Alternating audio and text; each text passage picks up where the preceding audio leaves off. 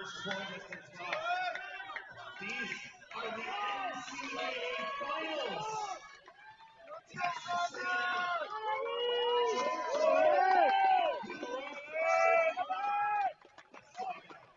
First serve. Right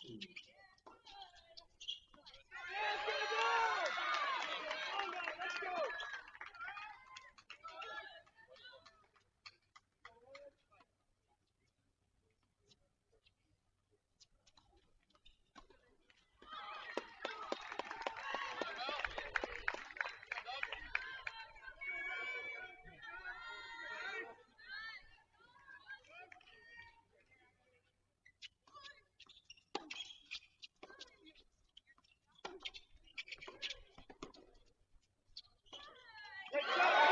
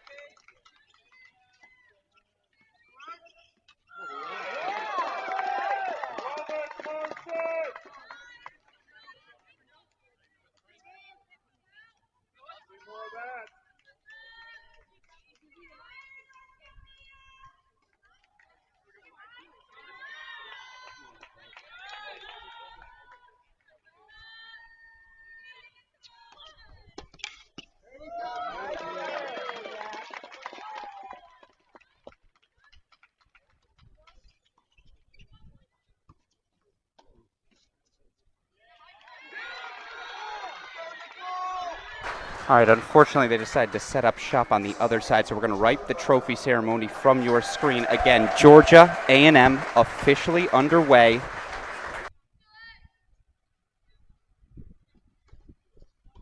The scoreboard's going to be up to date here shortly. Again, number one doubles position, Mary Stoyana, Mia Kupras taking on Dasha Vidmanova, Asigyo Mert. We'll get into the action here in a moment. You can hear the clapping in the background, so we're going to go commentatorless here for the start. But again, NCAA doubles final officially underway. NCAA team championship, excuse me, officially underway.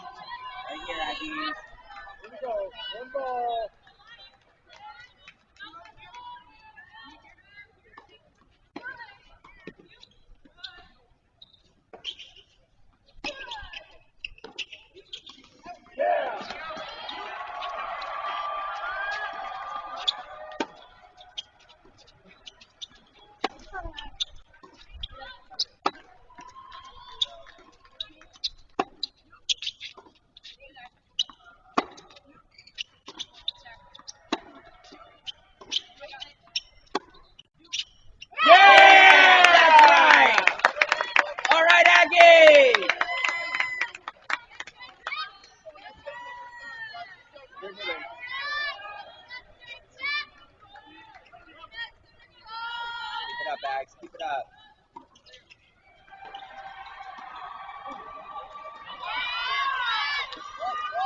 Right here, Nicole. Right here, Jay.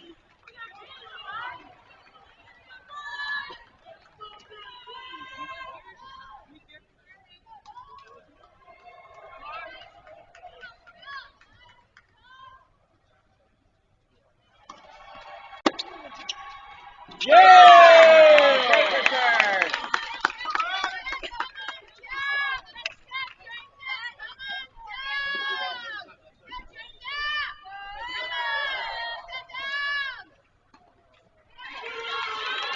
Great job, Bags. Great job.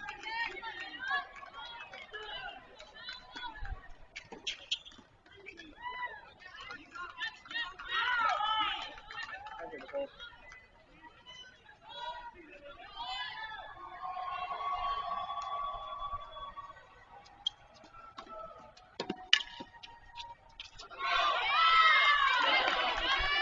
All right, that's all right.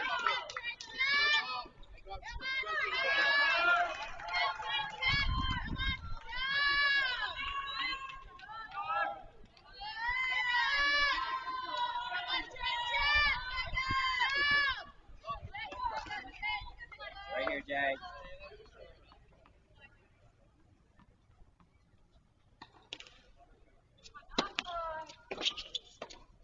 There we go, Aggie.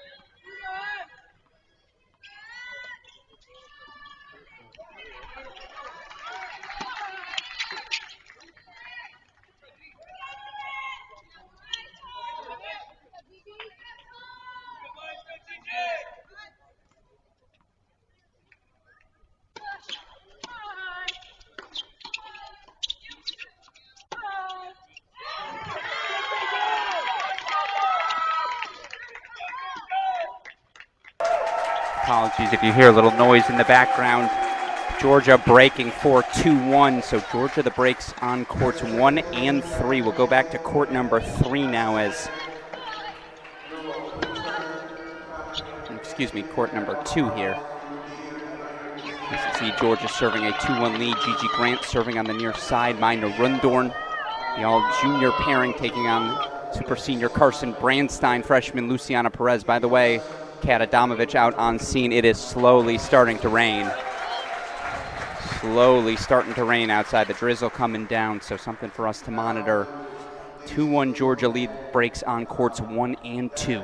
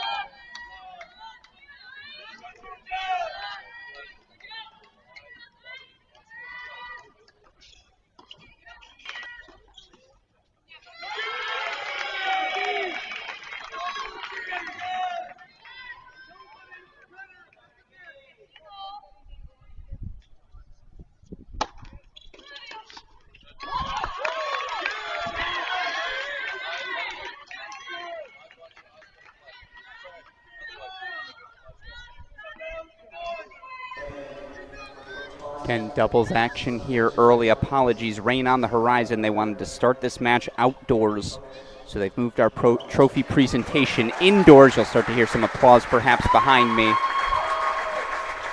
Also, no auxiliary camera for us for those featured shots. The rain's about to come, so we're in preparation for that, getting ready, but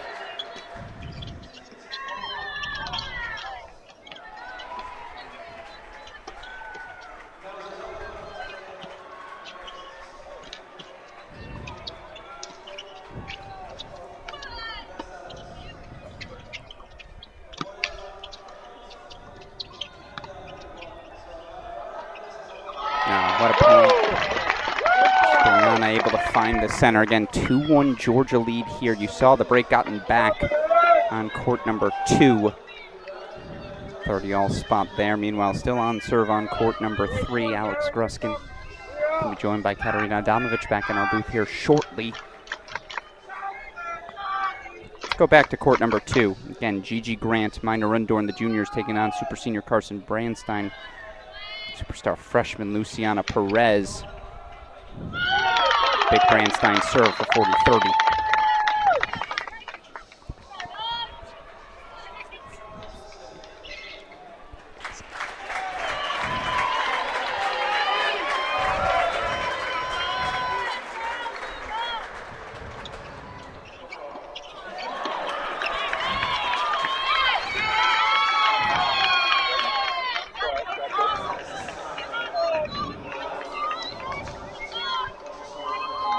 Deciding point coming up.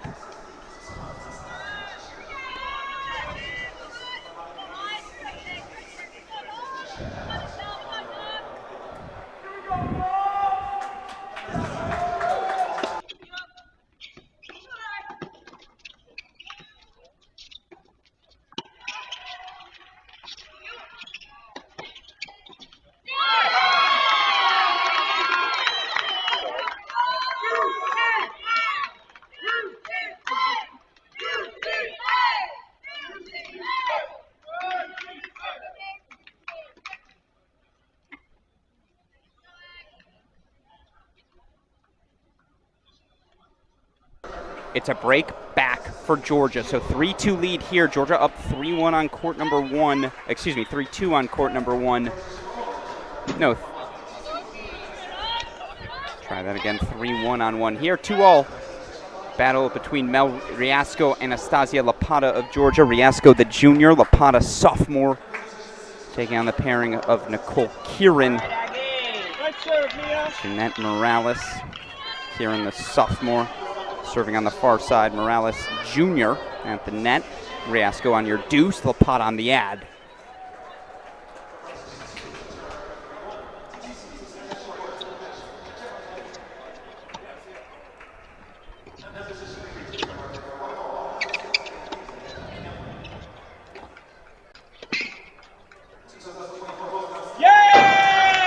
Nicole Kieran forehand can be the biggest weapon in college tennis when it's firing on all cylinders.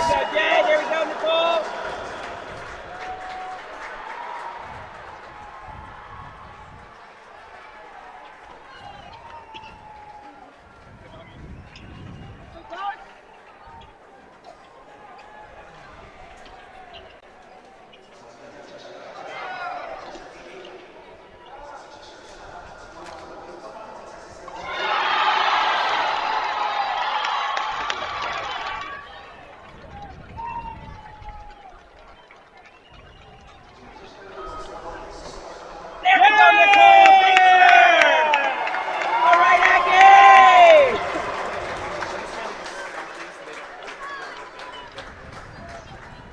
3-2 A&M lead. They stay on serve here on court number 3. So again, we'll show you the triple box here as they wrap up the trophy ceremony inside. Alex Gruskin, Kat Adamovich here. Kat, you've been outdoors. You are our sideline reporter. I've heard it's starting to drizzle. Is this true? It is. It's just a matter of time when it's actually going to come down. It's very dark outside, and thunderstorms are coming. Yeah, something we knew were coming later. That's why they actually put this trophy presentation indoors to try and at least get some outdoor tennis in.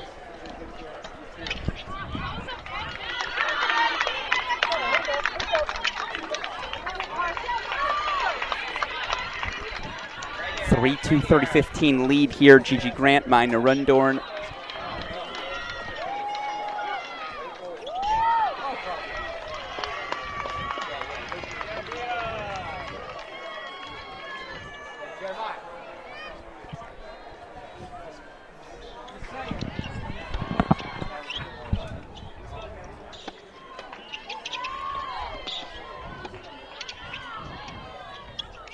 Oh.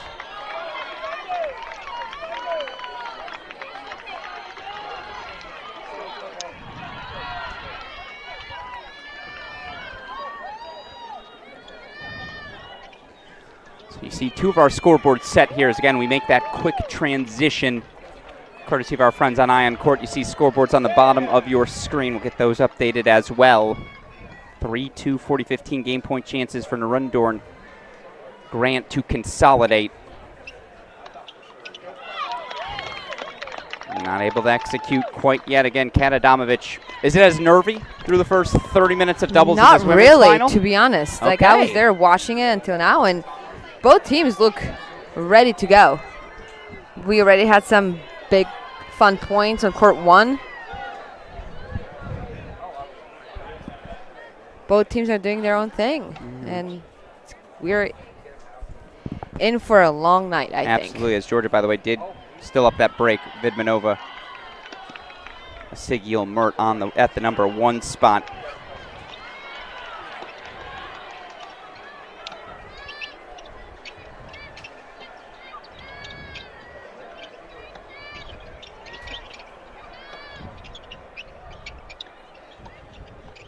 This could be the only court that started a little bit of nervy.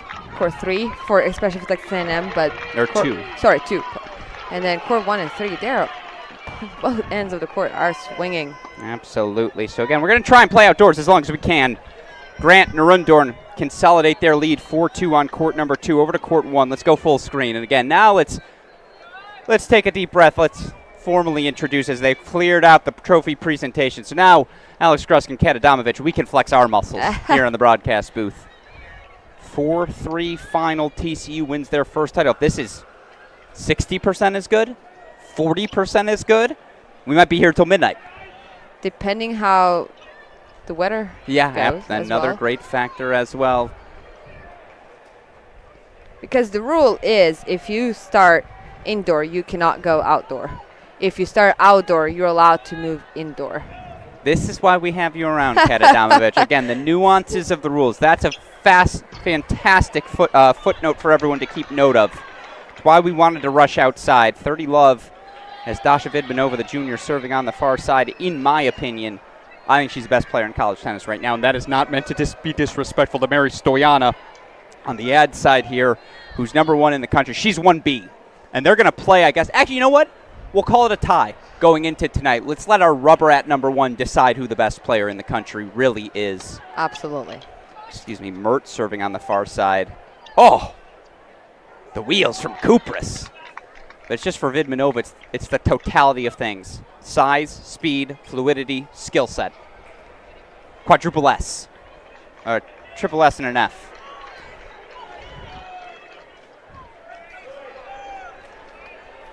Game point chances here for the freshman Mert. Uh-oh. Uh-oh. Here it comes. Uh-oh. This is what we were expecting. 40-15 hold. Fans starting to clear the outdoor facility as the rain starts to come down. Slowly but surely, here it comes. Players are still on the court.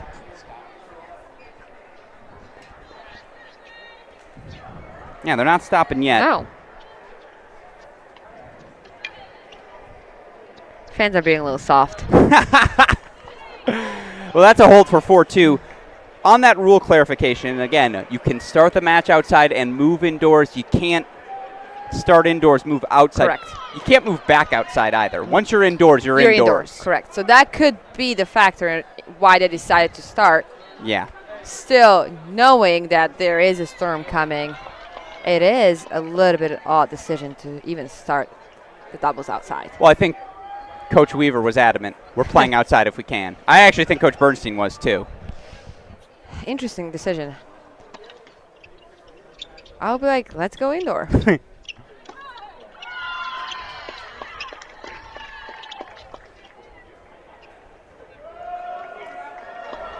Vidmanova goes wide, so Georgia 4-3 on 2. 3-all now on court number 3 will stay here. Court number 1, yeah, they're uh-oh. See some officials crossing across the court, walking across the court.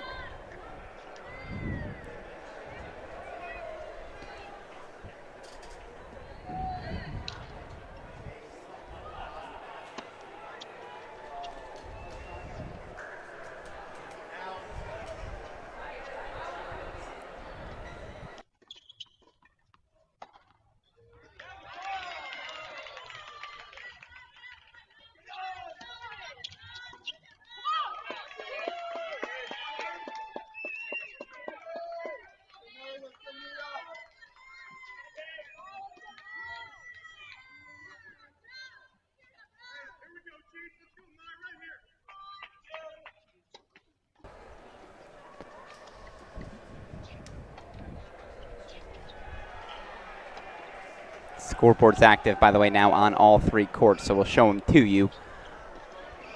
Wasn't the case early, but now you see Grant Narundorn 4-3, Kieran Morales serving at 3-all, and here's Mary Stoyana 2-4, 30 love.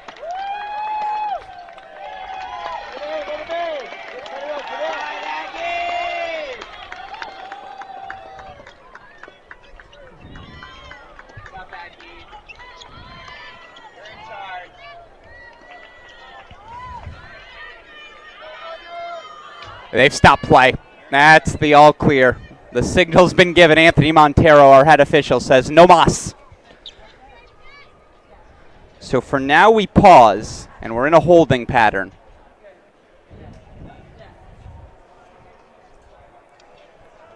Scoreboards on your screen are as follows. Mert Vidmanova, the Georgia pairing, 4-2 break lead.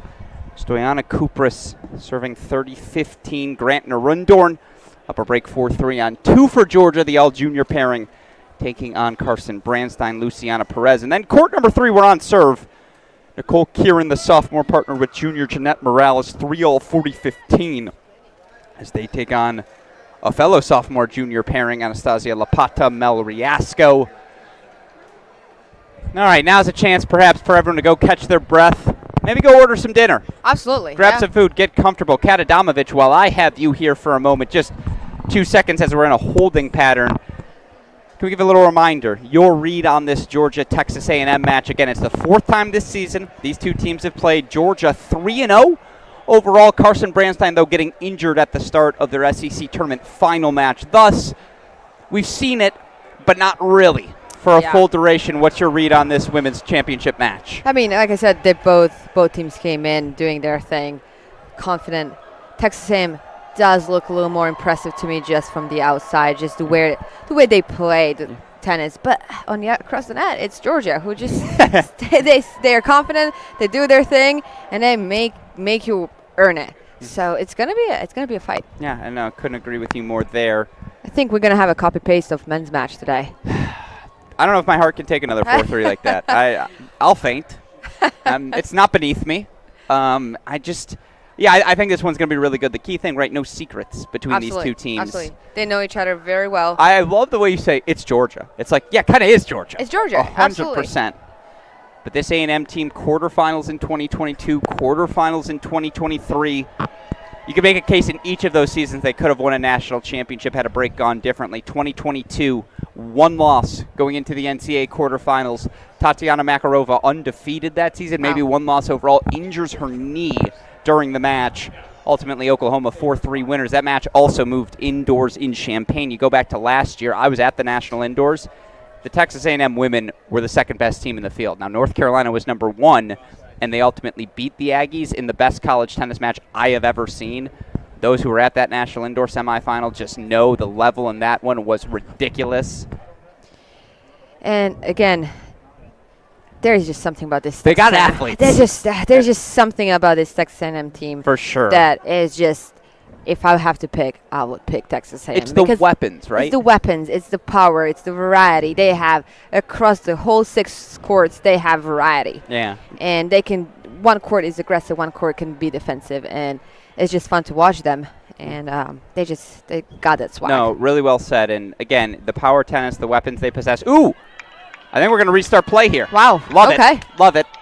Interesting. Wow. Let's play some more tennis. I agree. I think the A&M, they definitely have the ability to dictate. As Stoyana, her forehand as a weapon. Branstein, her everything as a weapon. Kieran, that forehand. I'm in love.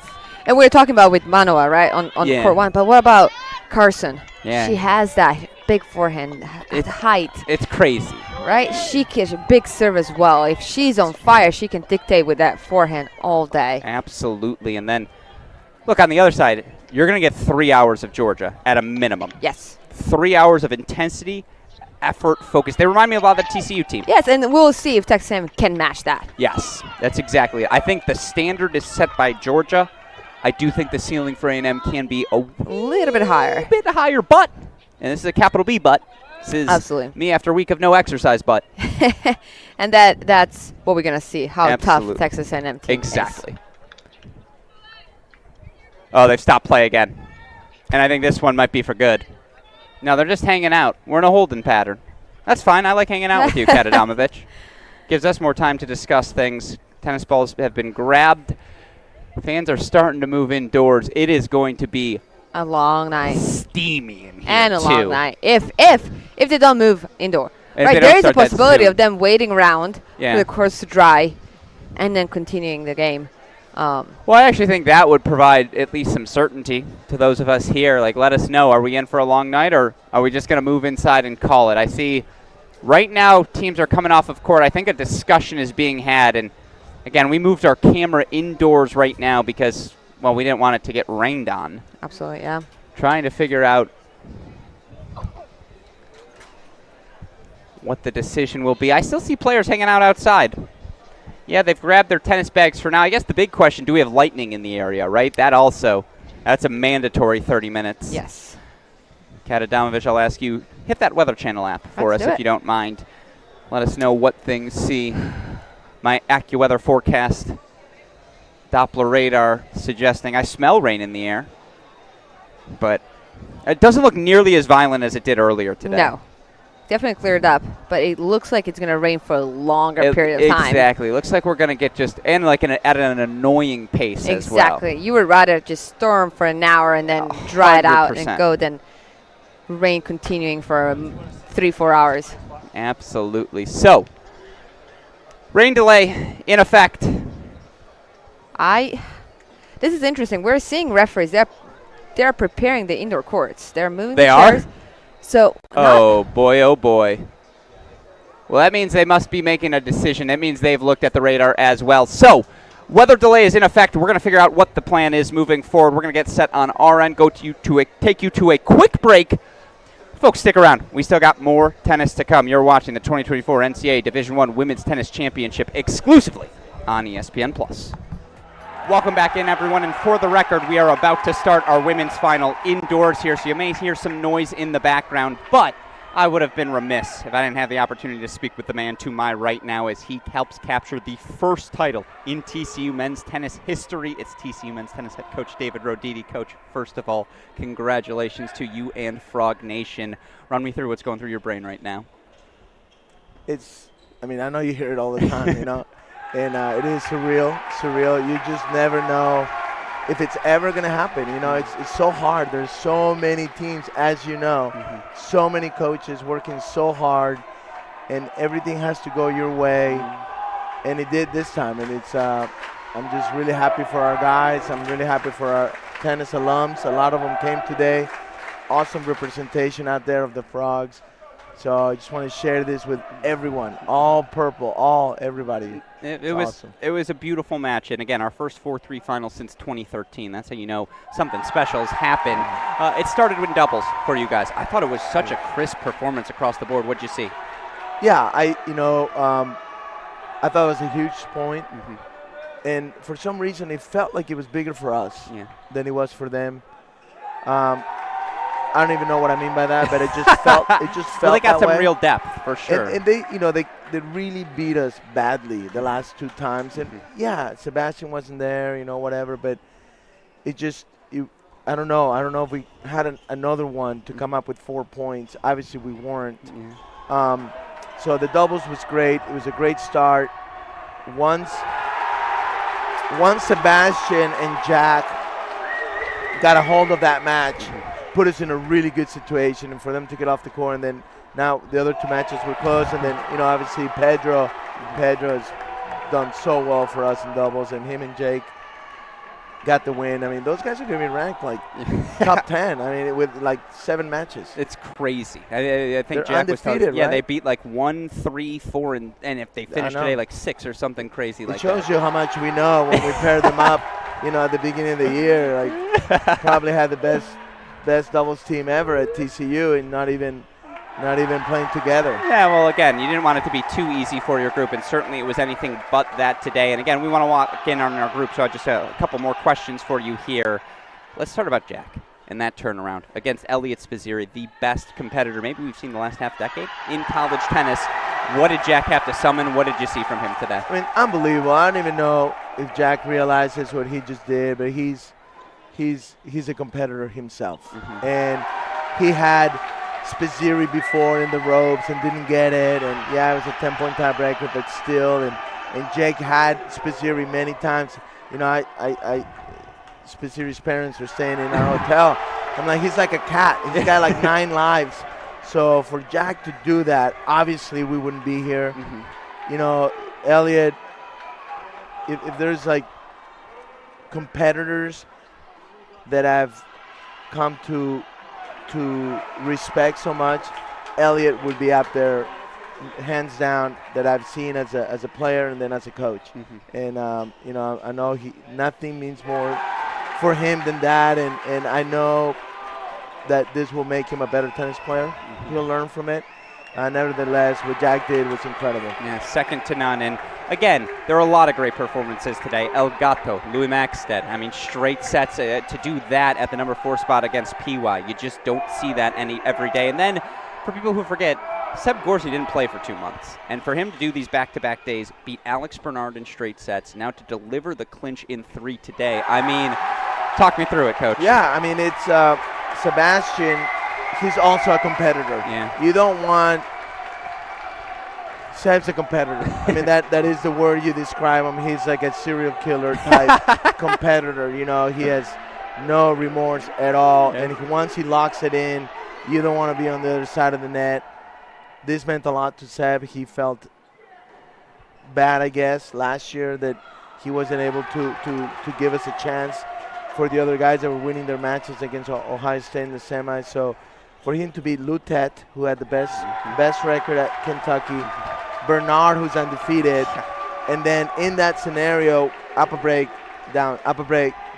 gets broken, and with everything coming down, so proud of him and so happy for him to experience that. Did he win most outstanding? I haven't even listened to the awards. We've been. I don't know. Yeah, I'm I going to actually assume don't yes. know. It would shock me if he didn't. Or Because Jack maybe too, Yeah. undefeated #1. yeah, Jack's okay. He got the interview. Let's give the trophy to Seb. No, both outstanding. Well, then. And then Louis, I mean. Yeah, Elgato, of course. So to me, that was the biggest point. Yeah. Because to beat Texas, you're not going to win both at #1 and 2. You gotta go with the odds of one of us wins one, the other they win another. Mm-hmm. Today it was Jack, not last time was Jake, not Jack.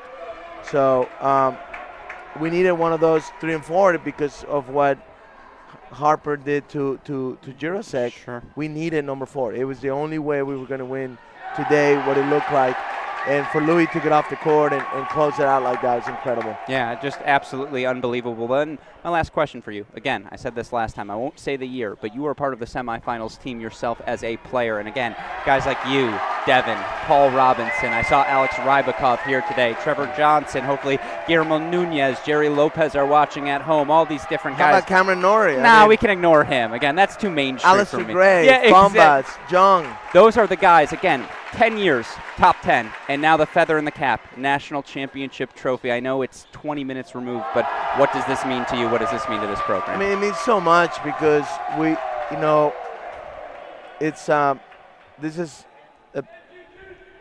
been working at this ever since Devin got to TCU and what Mark Chia did before him and Todd Dobler.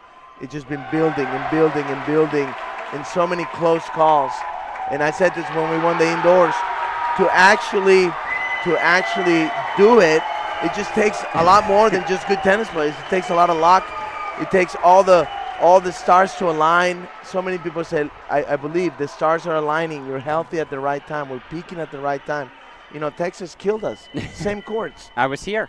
2 weeks ago. Yeah, you were here. And now here we are. So it just means so much. I know it means a lot to our university, our athletic director. My phone, I looked it up. I had 650 messages, and that's without WhatsApp, and that's without social media, just on the text. So it means a lot. Yeah. TCU is, we don't have the biggest alumni base, and there's so much history. Coach Bart's 50-year anniversary from being hired. He's going to be inducted in the Hall of Fame. So there's so many stories.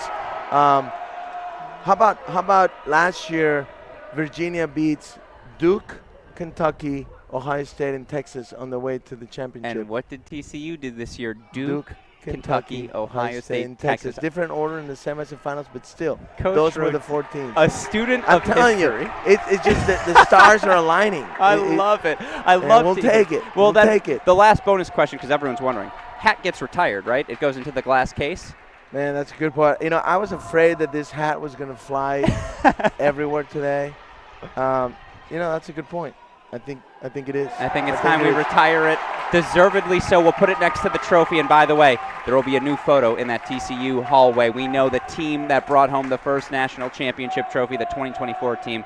No one deserves it more. TCU men's tennis head coach David Roditi, congratulations. Well, thank you, Alex. Thank you for everything you do. And I want to thank our other coaches. So many helpful hints and messages from coaches that have been here and that have won it, like the Adam Steinbergs and the Pedrosos, Peter Smiths, Michael Centers, guys that have been in this situation. They all the encouragement means so much, and we as tennis coaches are a small family as well. We're fighting our war with this environment, and the athletic departments, so we got to stick together as well. So just want to thank everybody, and so humble that it's actually us. And yes, I'm happy could be. I can't believe it actually happened.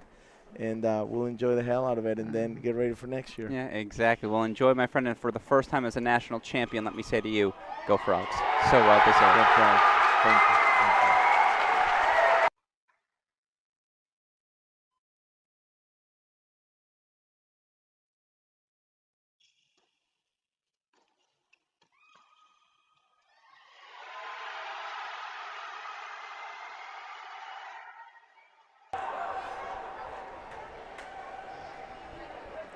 And we wrap it just in time. Doubles point to Texas A&M. So the Aggies take a 1-love lead heading into our 6 singles matches. Interviews are done.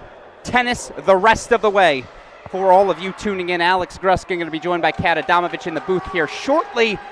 We'll take a quick break, and then we'll get ready for our 6 singles matches to get underway. Again, it's the 4th time this season Georgia, Texas A&M have gone head-to-head. This time, it's Texas A&M who takes the doubles point and a 1-love lead. You're watching our continued coverage of the 2024 NCAA Division I Tennis Championships exclusively here on ESPN+.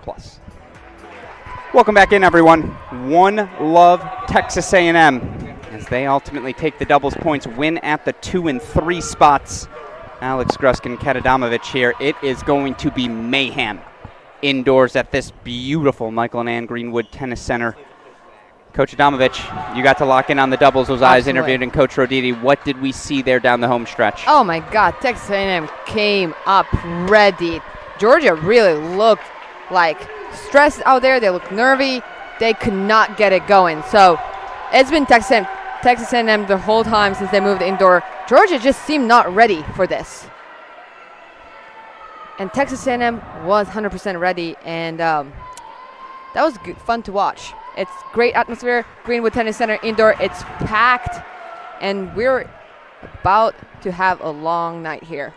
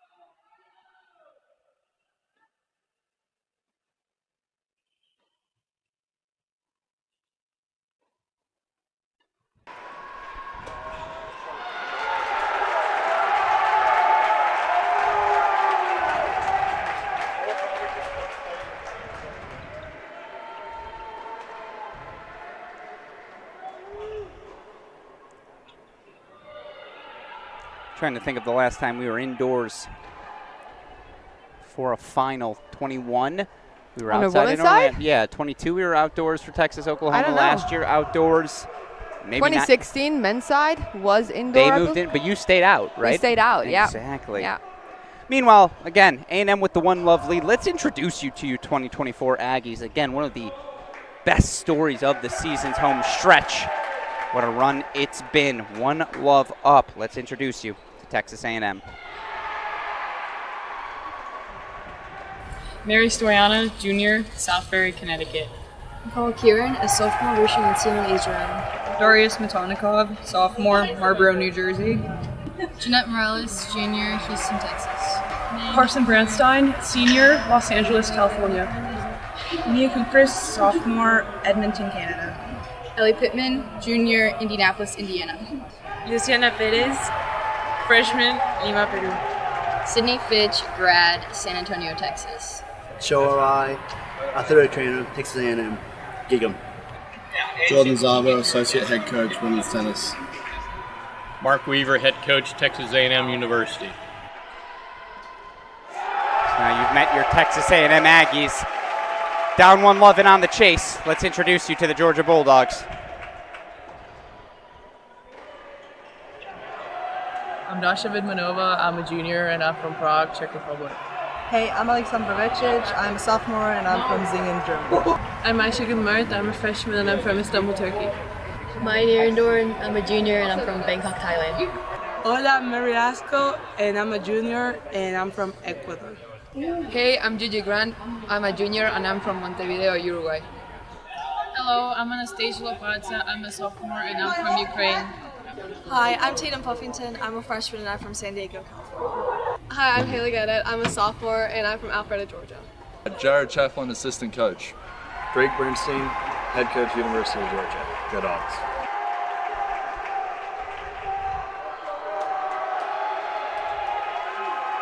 So now we've met both of our teams. Kat Adamovich, let's run through all of our 6 singles matches. Again, doubles point to Texas A&M.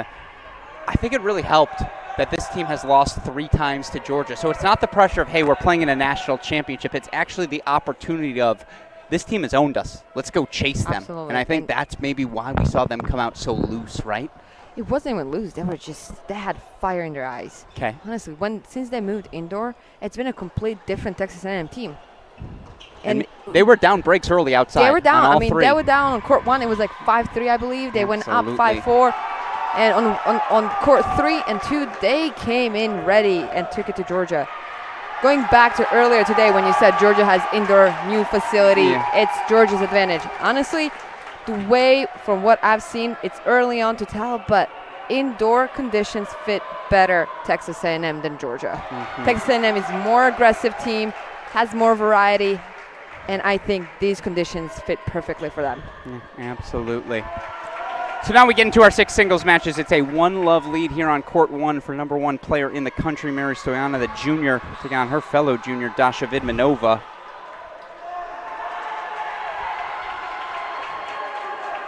And I think down to doubles point, this becomes must-have, right? Absolutely. Must-have for Georgia? This is now you have to win this one. Which, that's a fun concept. I have to beat the number 1 player in the in the country for my team to advance. Of course, she did exactly that, down 5-1 in the 3rd to deliver the clinch for Georgia, 4-3 during the regular season. So it's special whenever these two share a court.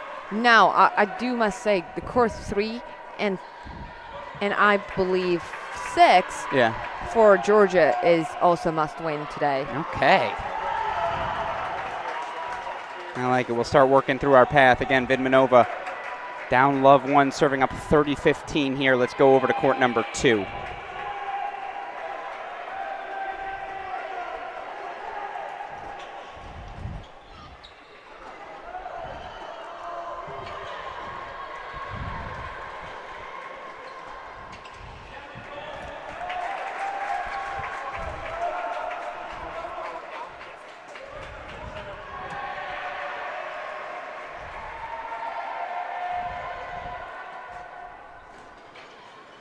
Scoreboard slow down for the moment. Already up a break here on court number 2 is Carson Brandstein.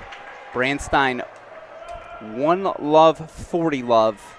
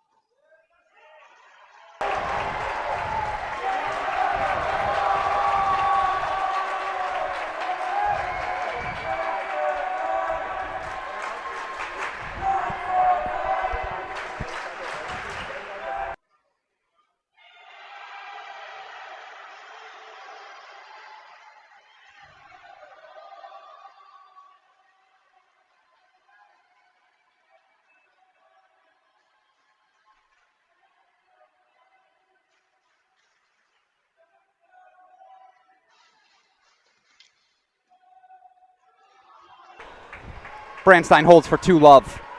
Brandstein taking on the sophomore Alex Vecic. I think if you're Texas A&M, this is still one you have to take, right? Yeah. Especially inside. Inside. Weapons of Brandstein. Being aggressive, keeping that baseline, 100%. dictating. It's got to be Carson. Absolutely. So again, we're starting to try to find the paths for each of these teams. 2-love on court number 2. We'll head over to court number 3.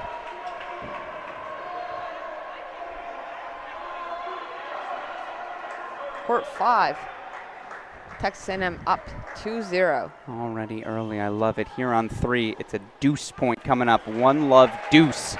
Georgia's Mel Riasco already up a break here.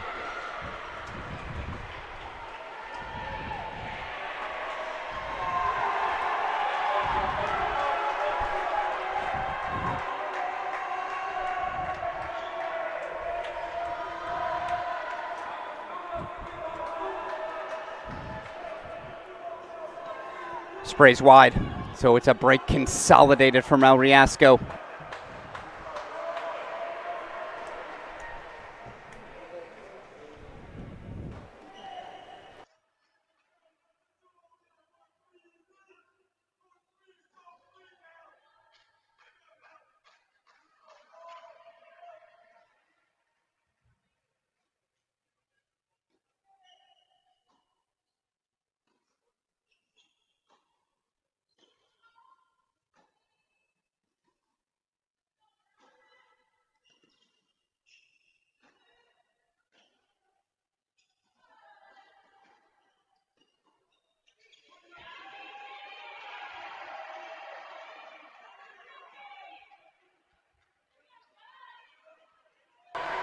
Did you see that flash in the background, Kat Adamovich? I did. That's why we've moved indoors. Thunderstorms. It is pouring. Just adding to the chaos. Exactly. Roaring storms, roaring fans. Oh, come on now. Yes, here on court number 3 again, Nicole Kieran.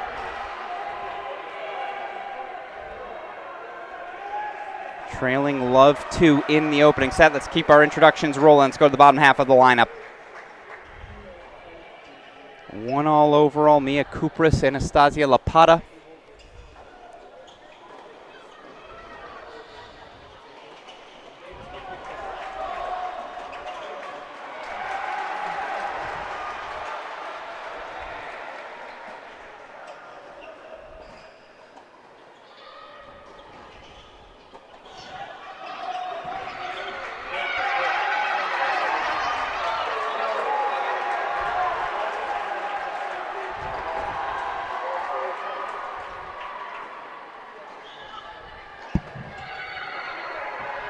Kupris, the sophomore from Canada, taking on sophomore Anastasia Lapata. 1-all 30-15. Kupris serving on the far side. There you go. Scoreboard starting to get rocking and rolling.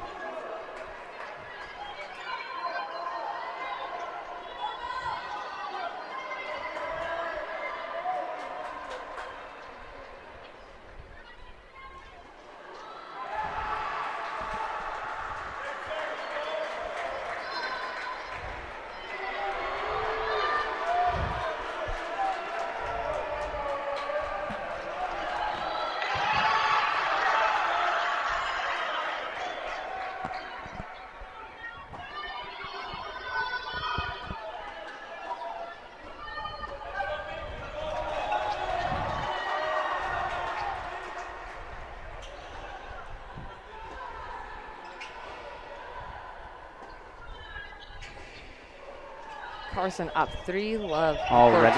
Double break. Jeez.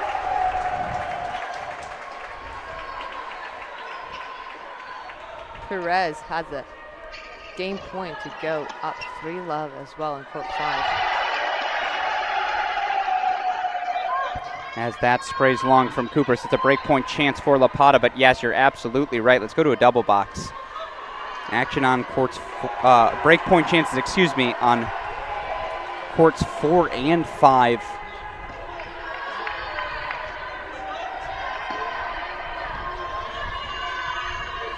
The Luciana Perez in the net.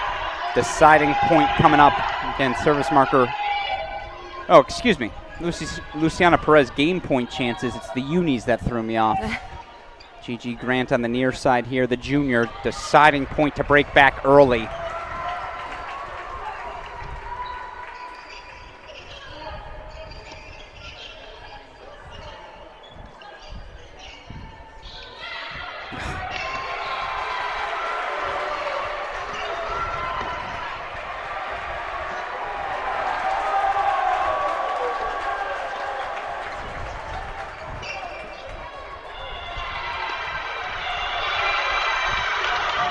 Well, if that's your standard point on 4, we're in for a long night. Absolutely. Deciding point coming up on 4 as Luciana Perez, 3-love on 5. Saying a triple box introduce our final matchup here. 2-love Mai Narundorn. And 6, I think, is a must-have for Georgia. It's a must-have for Georgia. 2-love as she takes on fellow junior Jeanette Morales. You know what, let's just go full screen for this deciding point. It is all Texas A&M right now here indoor. A lot of Aggie fans.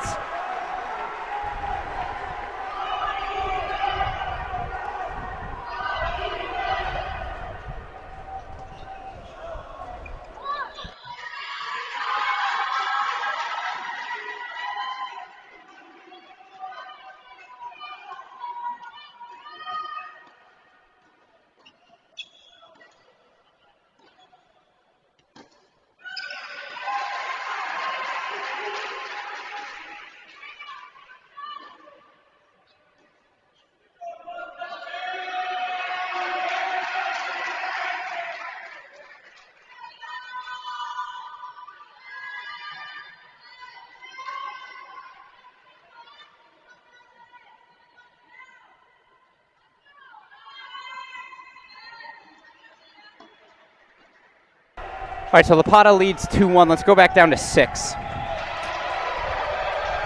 Mai Narundorn already a break, 2-love, 30 all there. So Georgia getting breaks early on courts 3, 4, and 6. They're on the chase again, dropping a doubles point. Georgia's going to need to find 4. Texas just 3.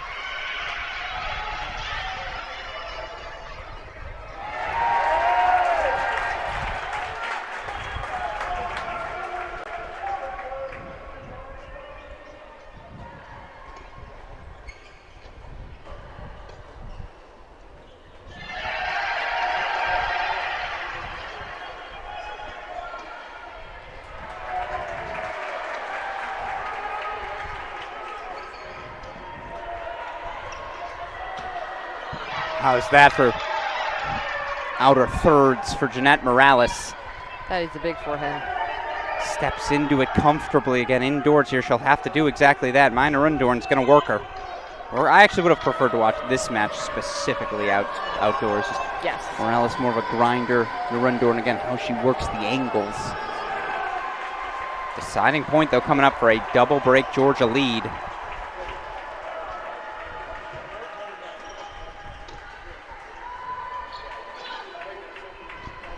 Wow.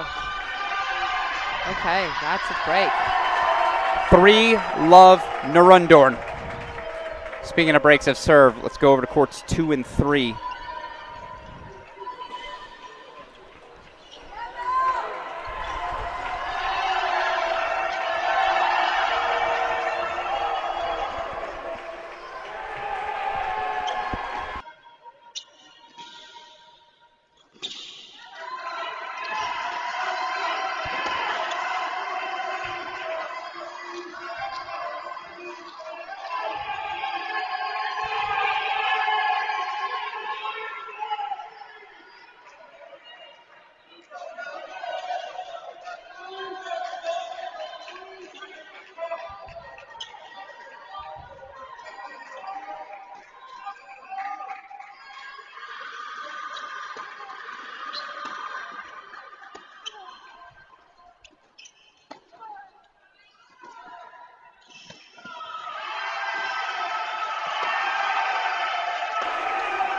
Another deciding point on court number 3. And it goes the way of Nicole Kieran, so it is a break back for 2-all on court That's 3. big. And we have 3 break points on court 1. 3 break points on court 1. I'll try to race over to it. One of them is saved. Right now, court number 2, Carson Brandstein actually gave one of the breaks back. Still up 3-1, though, in that opening set. Break point chances are on 1, so we're going to head to it. Dasha Vidmanova serving 1-2, 30-40.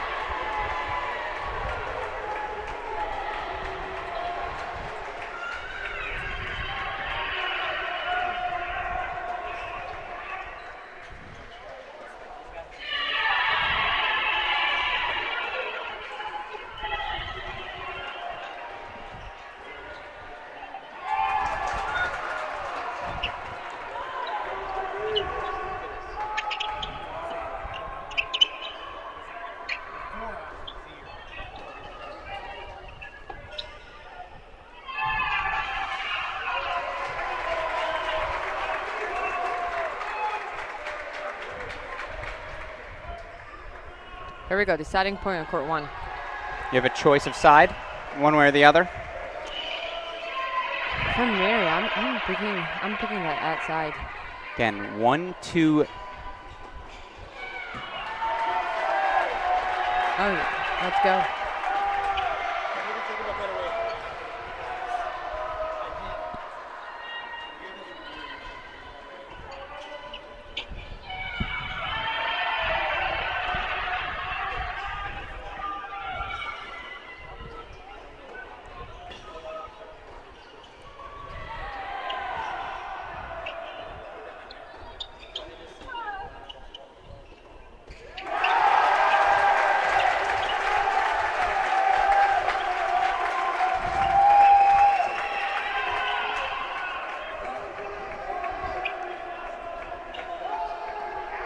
Wow. Dasha manages to extend the rally, but Mary Stoyana saying, no, I'm the best player in the country. This is exactly what we were talking about, right? The ability, Texas A&M has that more ability to, willingness, not ability, willingness to be more aggressive, to come up to the net, to take more chances.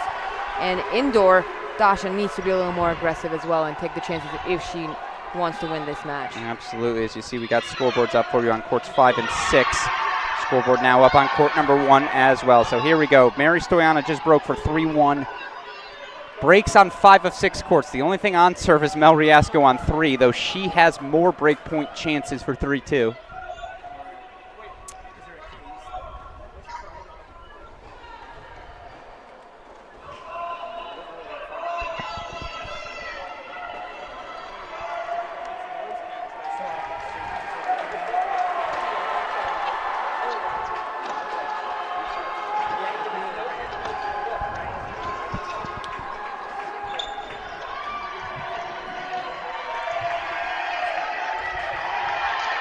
How about the defense from Riasco?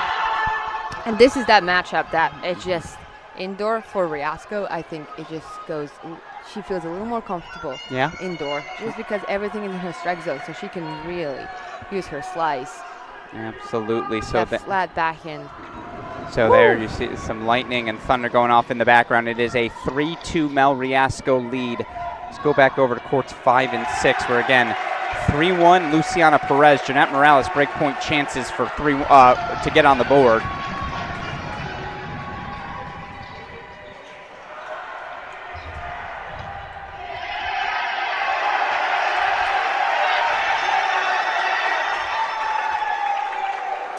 Carson breaks back, and now it's 4-1 up Texas A&M on court 2. And Stein starting to pull away. We'll get back to that at the other end of the changeover.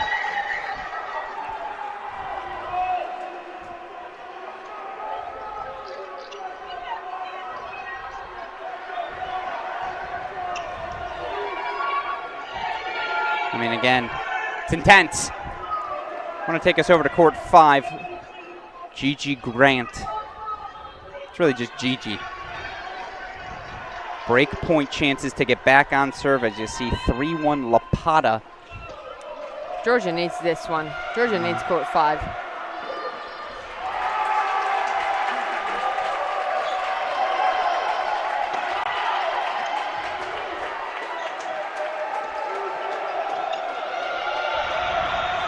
Overruled by the chair. Wow. Ball scrapes baseline. Gigi gonna plead her case. Deciding point coming up as again Brandstein 4-1 A&M on 2. Stoyana 3-1 A&M at 1.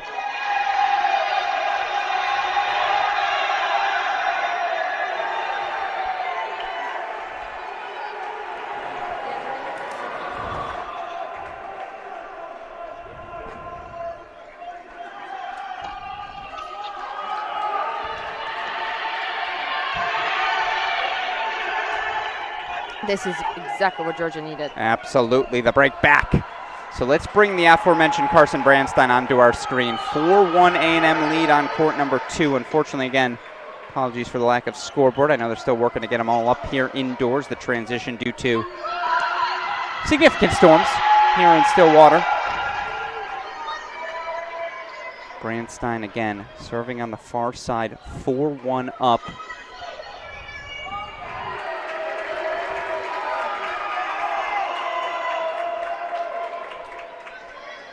Court 1, Texas A&M up 4-1. How about that, Alex? Not too shabby.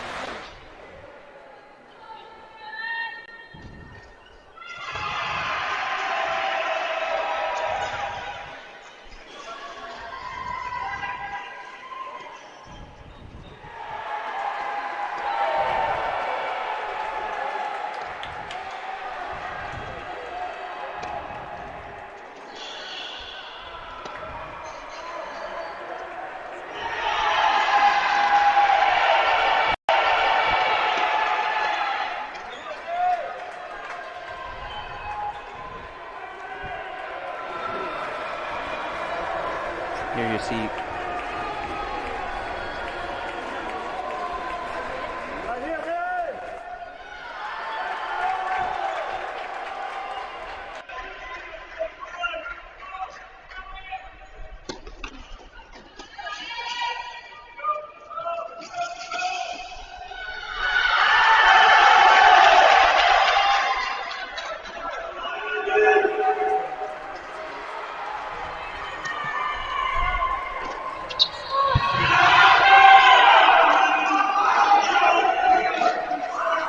All right, gonna put court 3 on our screen again. We're having some issues with our scoreboards. We apologize. That's why Katadamovich and I are here. We can do some heavy lifting. We'll go over to court number 3 where it is 3-2 deuce.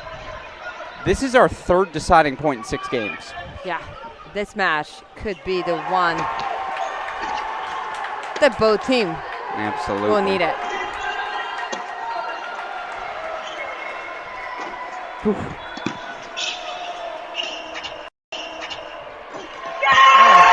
Riasco takes another deciding point, so now 4-2 lead on court number 3 for Mel. Georgia's breaks right now. Courts 3, 4, and 6. Brandstein's got to go to the big screen, doesn't she? It's a deciding point over there. Deciding point coming up here on 2.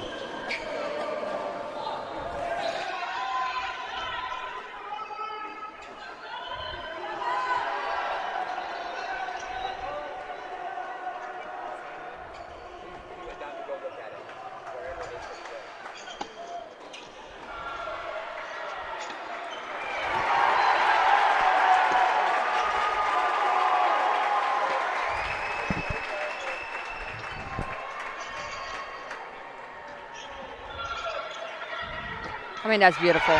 5-1 Brandstein. That's exactly what we're saying. She's going to keep that baseline. She's going to dictate the point, and Vecic, she just keeps moving back and back more and more. Each shot.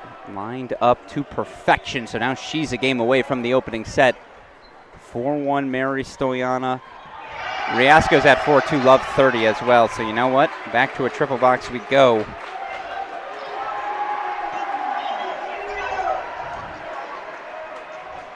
Court 5, Perez, 4-2 up. Not too shabby.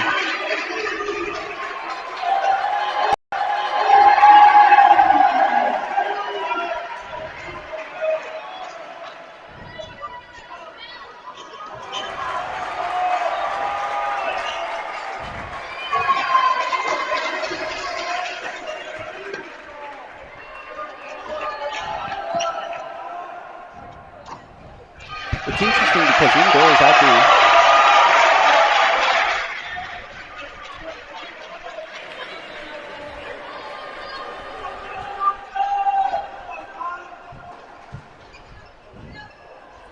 indoors, you'd think Nicole Kieran, her forehand, right? That would be a weapon versus Riasco, a little higher, a little heavier. I thought Kieran might actually prefer this matchup indoors just to have that opportunity to dictate. You disagree? I disagree, just because everything goes into her strike zone, Riasco's strike zone, right? And she gets to do her thing. And Nicole will settle in. She's going to make adjustments, right? But for now, it's all Riasco. Nicole needs to be more aggressive. She needs to keep and be. She's a little bit wild out there this first set, going for some crazy shots here and there and missing. So she needs to settle in. She needs to make adjustments, and should be a good matchup for Texas A&M. Absolutely. As we see 30 all here, we got to get you to Vidmanova at 1, serving 1-5, 1-4, 30-40 here. 30-40 for Vidmanova. 2 breakpoint chances, Stoyana to serve for the set.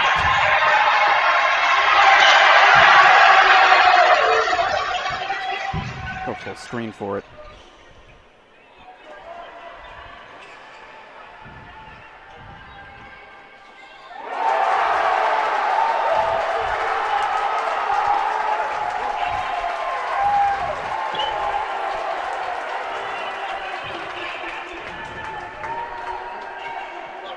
Wow. Mary was ready.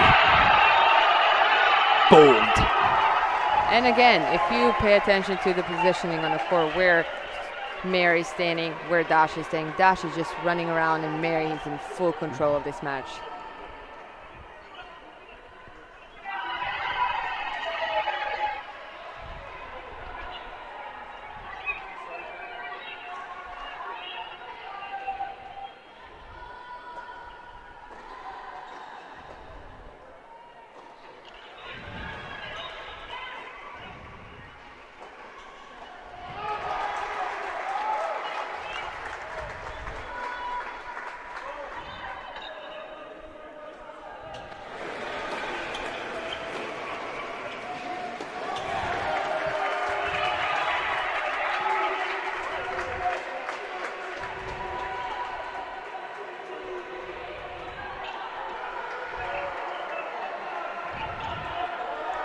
Guess what?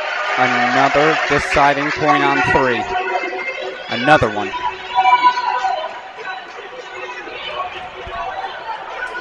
Ignore that scoreboard. Mel Riasco 4-2.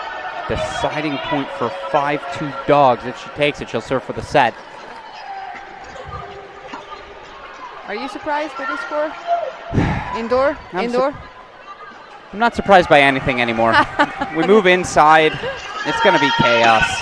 The energy, the heat. It's more dramatic already than the men's match. The first 2 hours, the last hour of the men's match, come on now.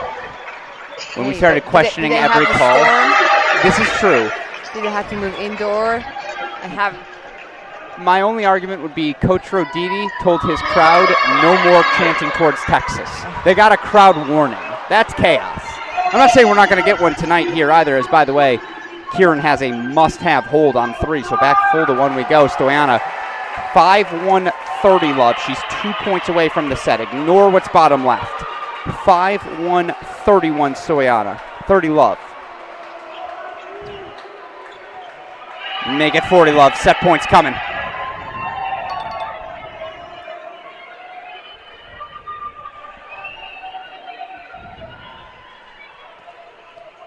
As Brandstein will serve for her set up 5-2. We also have a big Deuce points on the corners, 5 and 6. Those are both big. Yeah.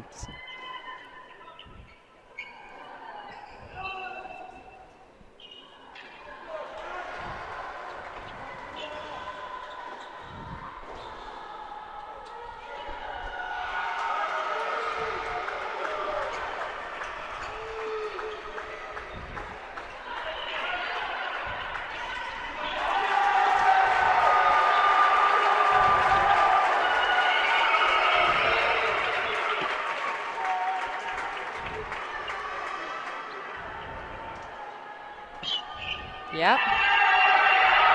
That's the set. Mary Stoyana puts a breadstick on the board. 6-1 set for Stoyana. I did not have that on my bingo card. Kat Adamovich.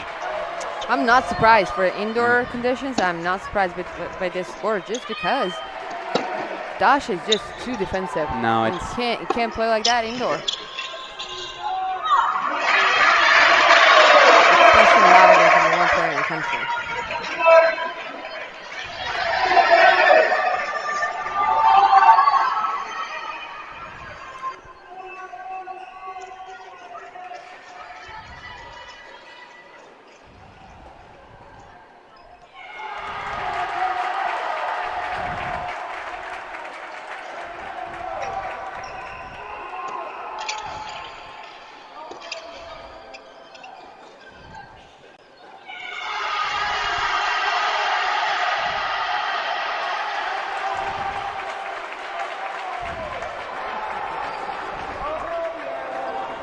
And still trying to work our scoreboards everywhere. Apologies for that. Here's Brandstein, 5-2, 30 love.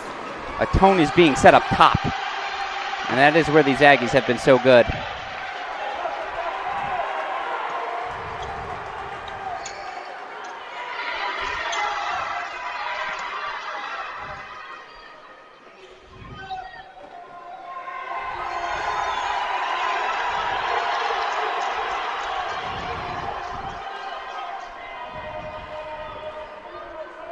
You mentioned this in our pregame show. You mentioned in the build-up to the start of doubles, the weapons that Texas A&M possessed. That's why you were kind of leaning that way, right? It's just they had the ability to be the aggressors, dare I say? Absolutely. They have the variety. Yeah. They're a more aggressive team on most of the courts, and especially in court 1 and 2 and 3. As, by the way, Luciana Perez up 5-2 on 5. Minor Rundon 4-2 on 6. We'll go full screen here. I apologize. Carson Brandstein serving for the set. And Kupres is making a comeback on court 4. Yeah, much better.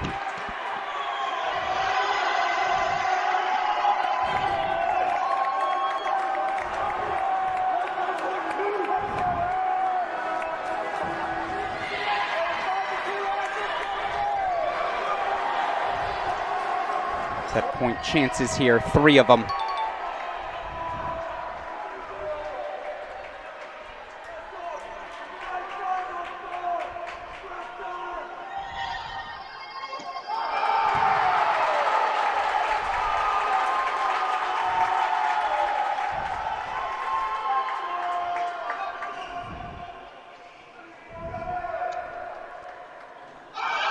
Served wide with authority. 6-2 set to the Aggies, and they get, courts 1 and 2. Tone set. And we talked about the addition of Carson Brandstein, what it did for the bottom of the lineup, 3, 4, 5, and 6. Well, today it's the top 2 dogs, Stoyana, Brandstein. Exactly. They say, we'll do some heavy lifting here to start. And now things get real interesting. 5-2 Luciana Perez on 5. Court number 6, Minor Rundon a 4-2 lead.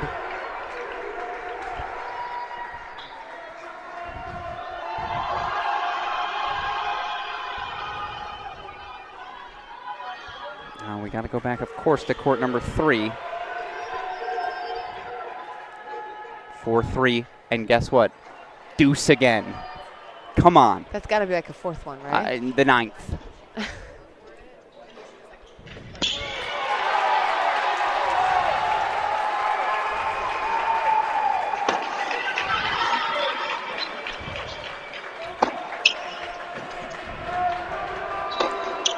It's an Aggie push. Right up. 4 all there. 5-2-30 all on 5. We'll go full screen. Luciana Perez. And again, apologies for our scoreboard issues. We went outdoors to indoors. A lot of equipment, a lot of things had to be turned. That's why Kat Adamovich and I are here to do the heavy lifting.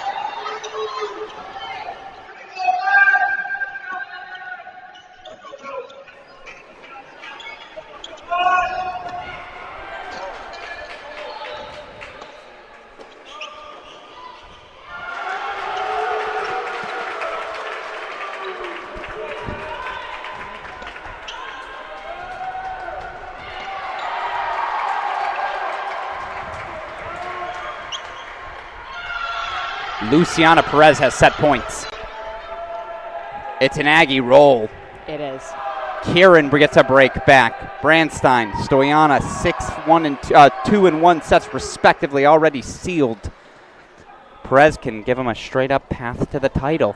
And I'm waiting for the dog's push to begin, right? There's always a push back. It kind of has to start and he has to right now. Has to start on court 1. You think 1's the spot? That's the spot.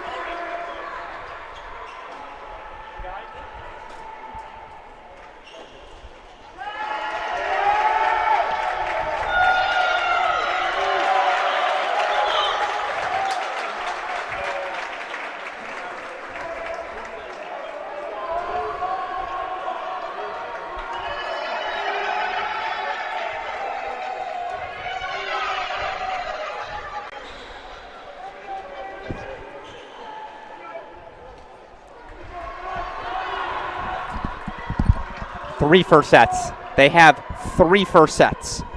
That's a pathway for Texas 1, A&M. 2, 5.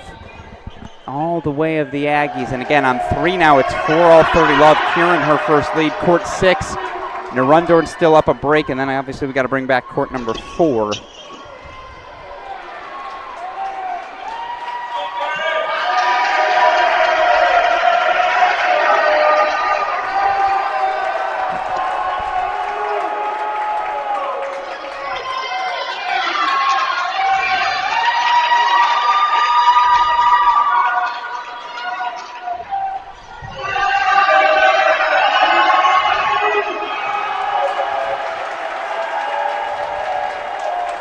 Let's go to 4. Put that in the big screen. Reason I wanted to go here, this is the one bright spot if you're a Georgia Bulldog right now, unequivocal. 5'3" Anastasia Lapon, and to do that indoors, I mean, she's the grinder's grinder. Agree.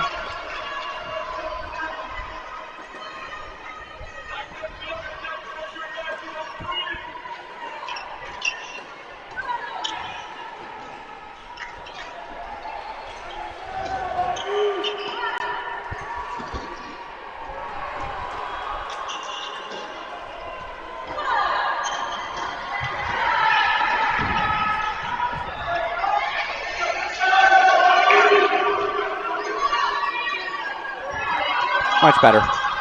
That's aggressive from Anastasia Lapata. It just feels like Cooper's is rushing. Everything just feels a little forced. And that's what Anastasia Lapata does to you, right? Facing down the barrel of, hey, I know she's about to make 30 balls this rally minimum. And she's forcing it to go for bigger. Kind of love it.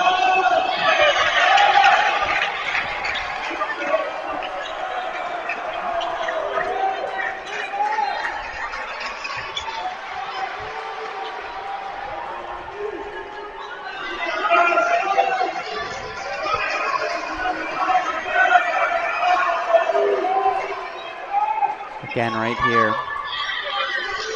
5-3, 15 all. Bottom left of your screen, Minor Undor's 4-3, 40 love. Top left, Mel Riasco surfing out to stay alive in the set, 4-5. Let's go full screen here.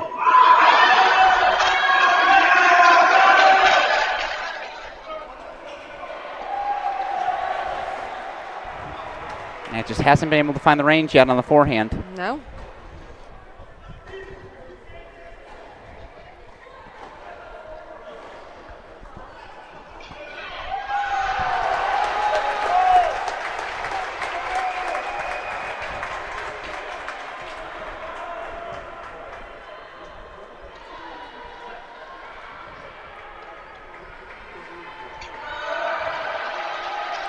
Now that's nice.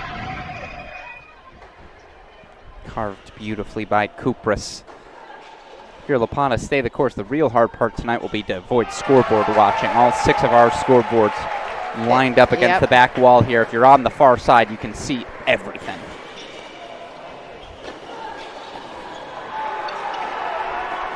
I mean, this match is far from being over. You know Dasha is going to make some adjustments. She's going to settle, and she's going to come ready in a second. So 40-30 now for Kupras. We'll keep her in the big screen as we go back to the triple box because it's 5-3 Narundorn on 6. And on court number 3, Riasco serving 4-5, 15-30.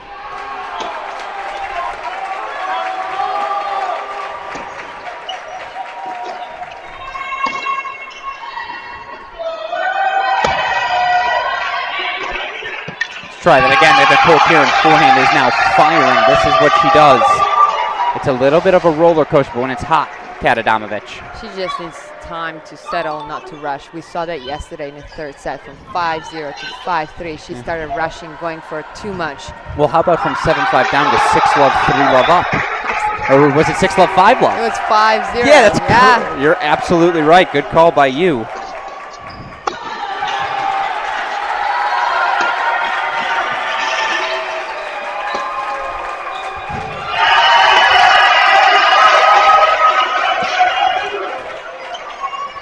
Starting to look like it might just be the Aggies' night.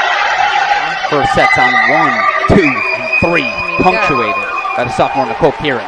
It's just they're in full control on at least 4 matches here. They're dictating. They're taking that baseline. They're coming up to the net. They're doing everything you need to do to win, especially indoor.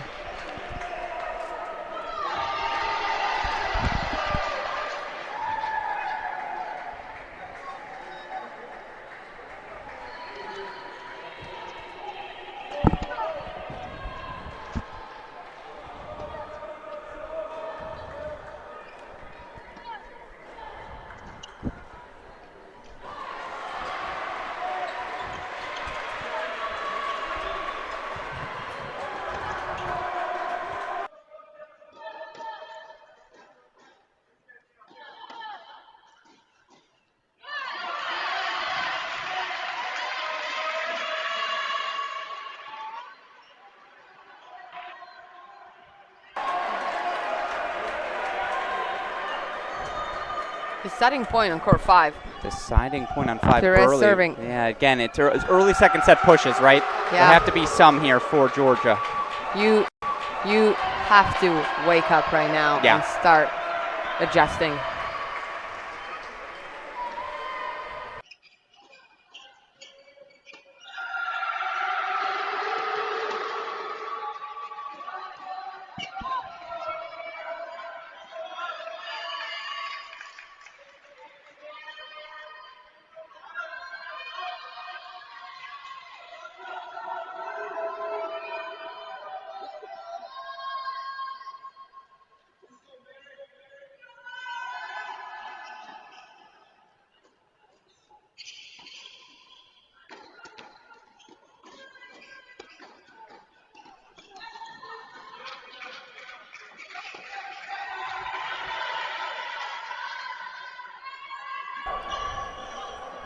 You just get the feeling again with Jeanette Morales, Mine Runder's been up the majority of this set, as has Anastasia Lapata. Lapata serving for it 5-4, 15 all to your left.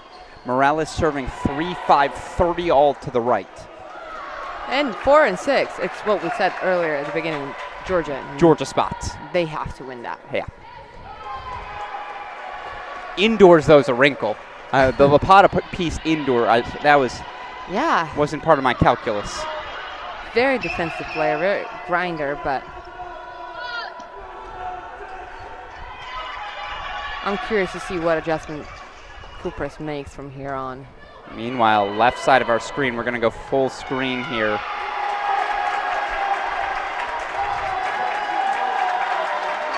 Because it's set points for Narendran.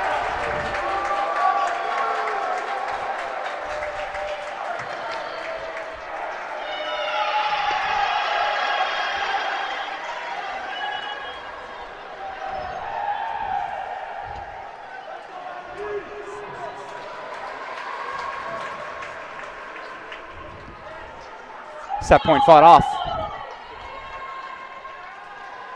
So 5-3.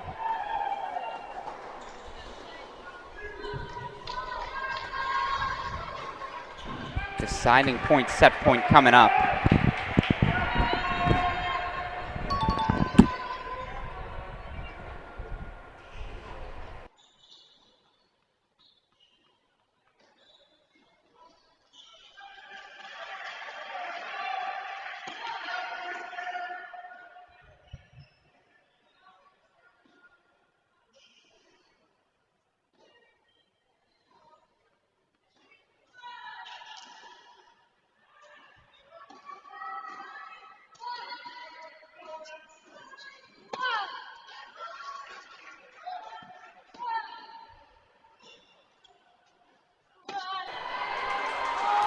All right, 2 break points on court 1 for Georgia.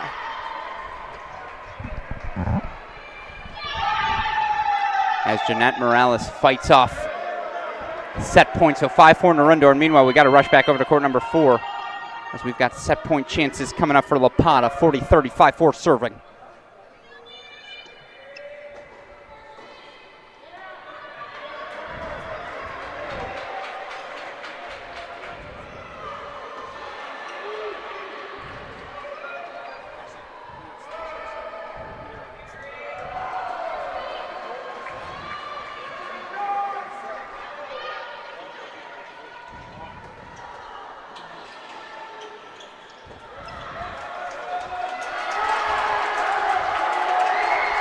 Set point fought off.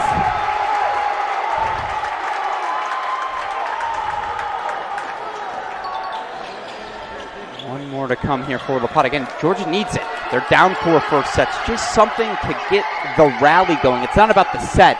It's about the momentum, right, Kat? Absolutely. And you look at court 5, Perez broke. Set in 2 love. Geez, against the Gigi Grant, who's the winningest player in the Georgia lineup. Exactly. And we have a deciding point on court 1.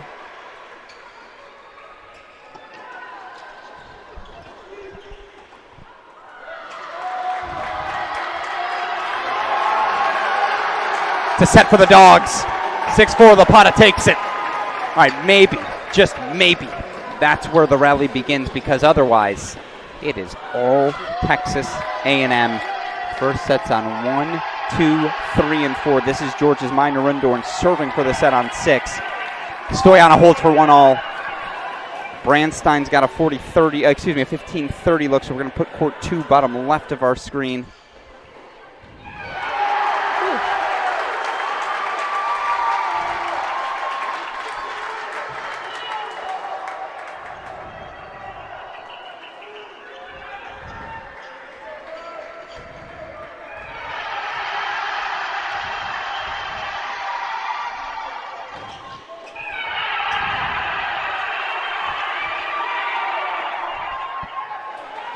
Narendran 15 love again.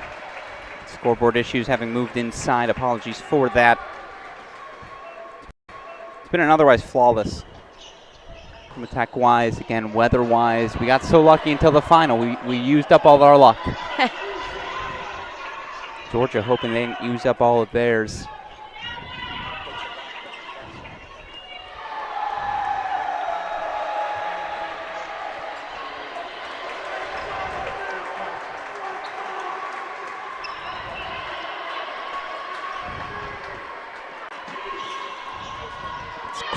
Forehand cross from Morales, just ridiculous.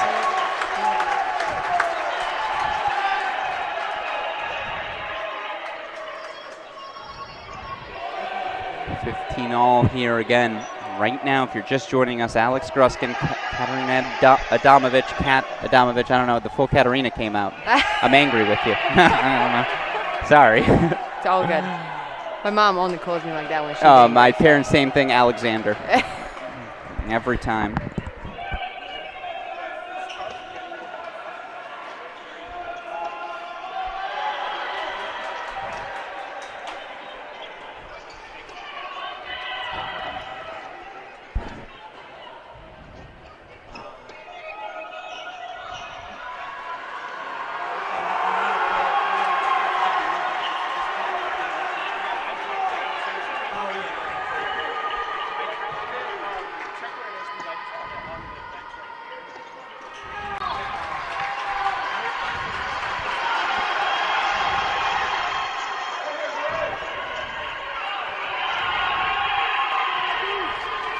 And there you see the A&M sideline waiting patiently.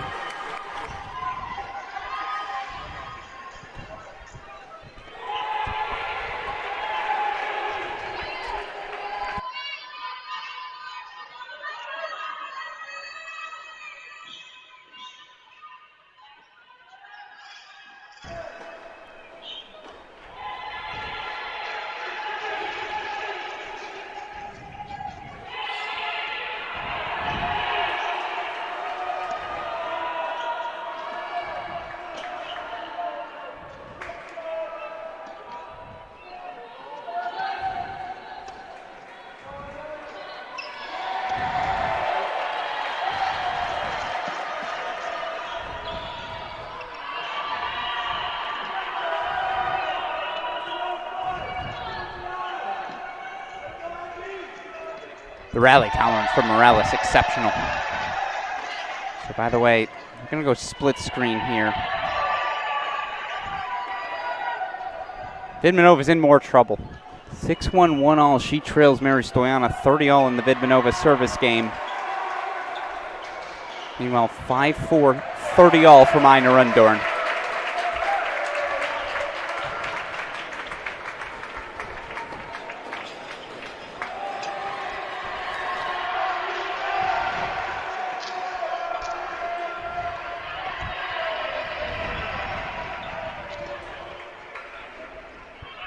Wow. Come on, Mary.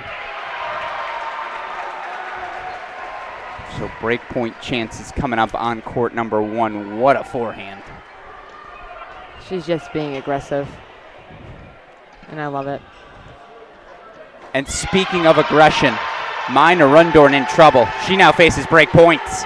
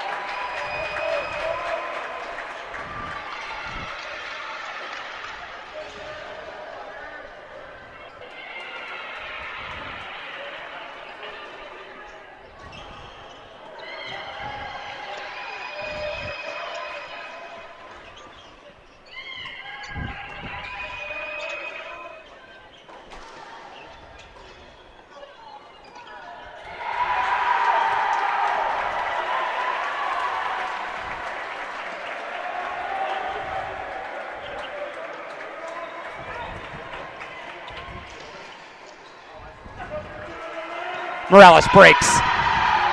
Uh-oh.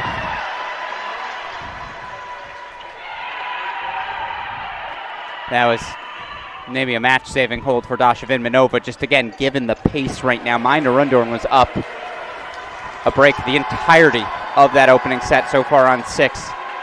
Now 5-all as Morales breaks back. Again, the key is just where is there an opportunity for Georgia to sink their teeth in, make a pushback? It's early second sets in a lot of places, but until you see those breaks on the scoreboard, right, you can't start to believe. And you can see all the scoreboards. Yes, and you watch a little bit of court 1, your court 2. Yeah. Georgia is settling in a little bit, but is it enough? Is it going to be enough?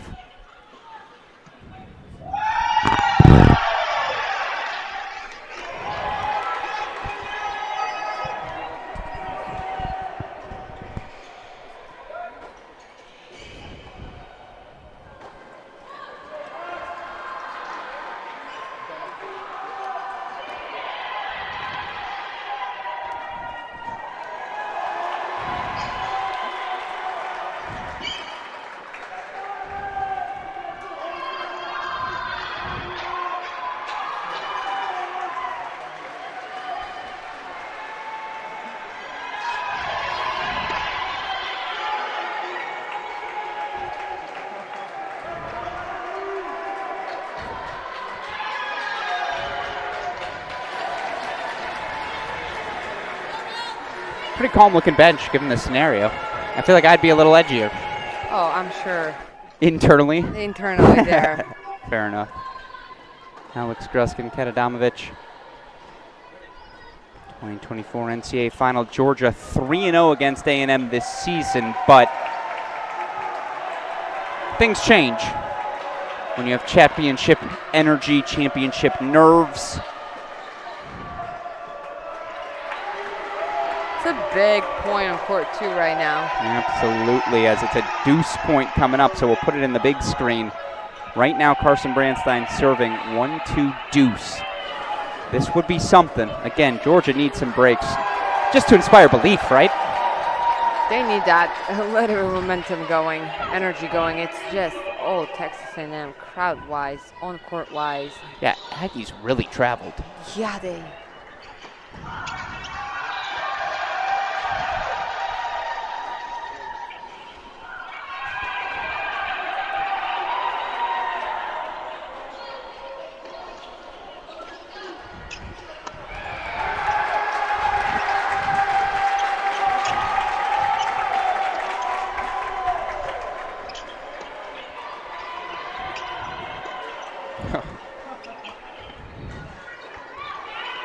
Erased. I mean, come on.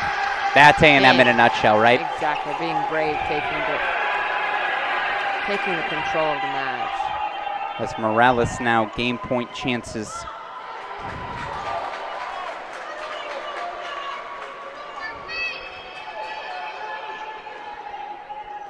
You know, I have a mentality in matches like this, championship matches. You gotta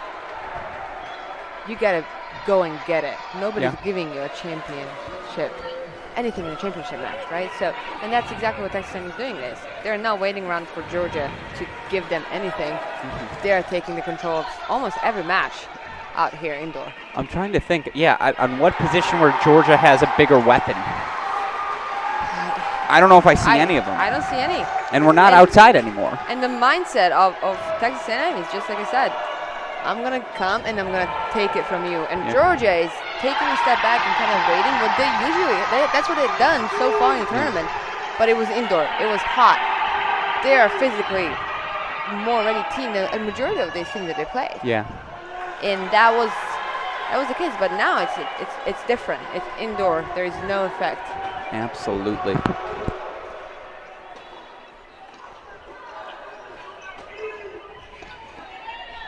So here we are, and that's what the scoreboard says.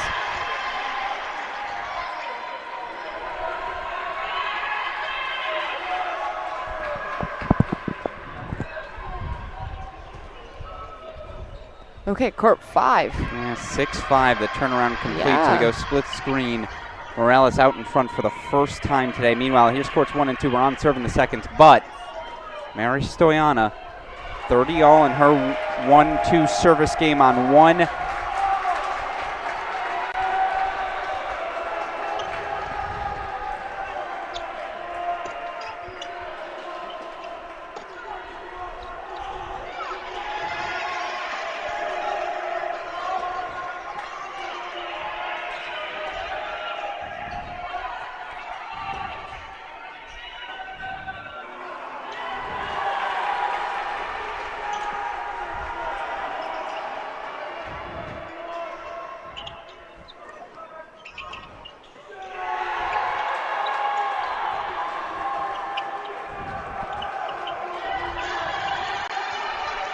pop back into 5. How about this? Gigi Grant, a break now. Her first lead of the second set. Again, wanted to keep those on our screen. Vidmanova's got a break point, so we'll put that in the big screen as we see Morales and Narendorn out of the chair. A must-have first set. And what we saw in this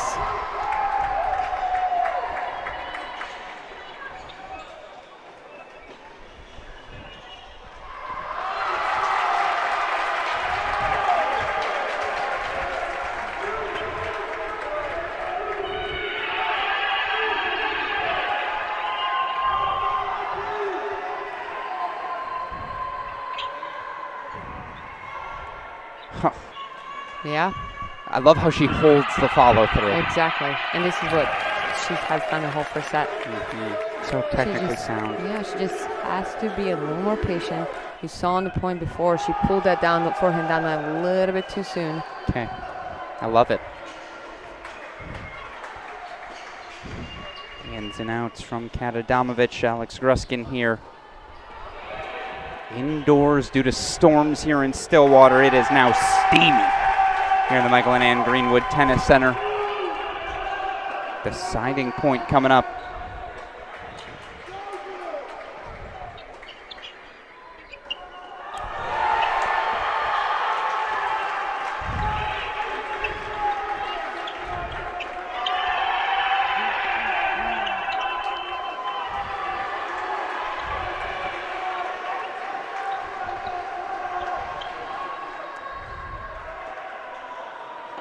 Georgia rally starts right now.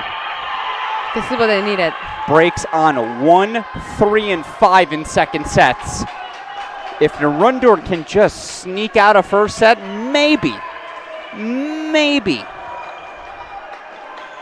You start to talk yourself into a Georgia comeback, but again, right now through the first hour and a half, 2 hours of play here.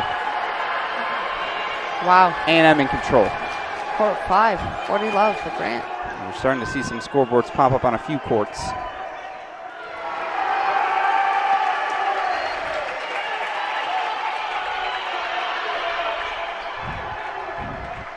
Vidmanova up a break in the second. Grant up a break in the second. Narendorn from 5-3 up now, just trying to force a breaker. Our lone remaining first set.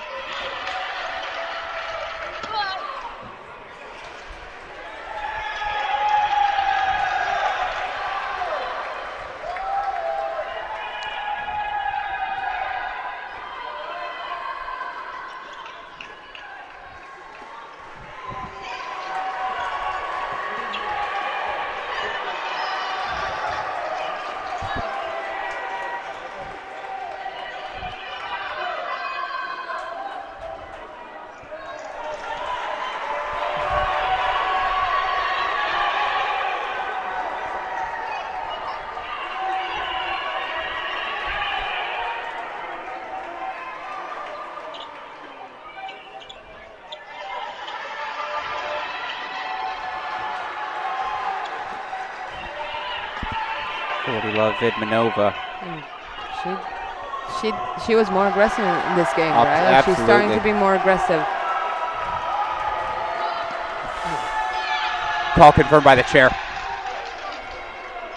I like that the chair immediately put the hand up knowing it would be contested. Respect.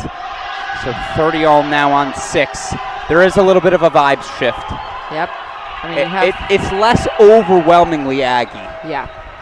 Like we got AGGIES for 90 minutes straight belted at us, Kat. I mean, 1, 3, and 5. Yeah. It's flipping to Georgia's side. I mean, you have 4-1 up Georgia, 4-1 up Georgia on 3, and then 4-2 Georgia up on 5. We brought this up earlier. We're starting to venture into TCU Texas range. Now we're getting to where the drama needs to be. Yeah.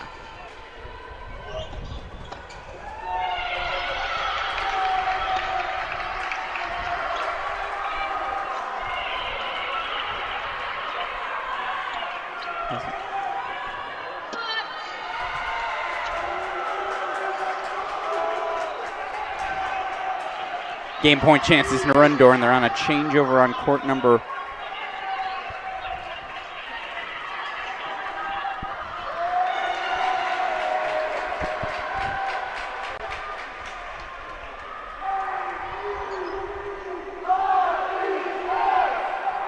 Game point chances 40-30 for Narundor, and to force the breaker. She has to have this set. You just feel like this would be the deflating little balloon popping moment. Yeah.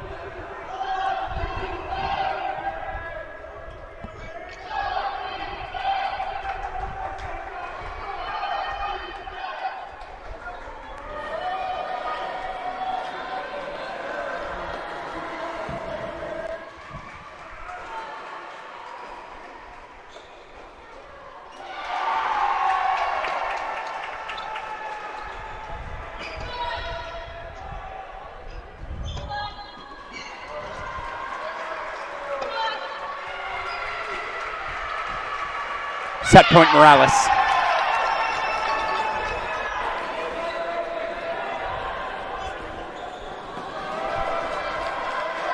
Sophomore can provide the exclamation point to a dominant first set of singles for the Aggies. Carson Brandstein now up a set and a break at 2 as well, by the way.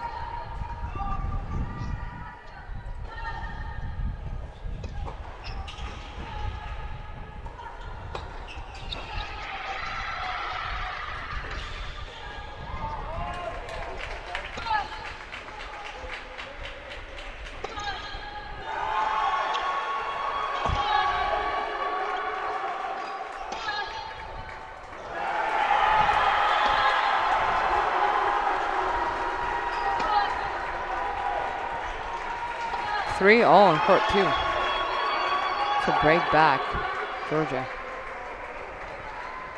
Wow. And you hear your first dog barks. Of the night. Of the night indeed. Because as you mentioned, as we see Narundor hold for a breaker, Sasha Vecic just hit a special pass. Backhand line on a deuce point to get the break back. We got to go second set watching again. We'll keep this breaker in the big screen. This feels like a momentum pendulum swinging moment, right? Yeah. Georgia takes this, and we're going to get some barks.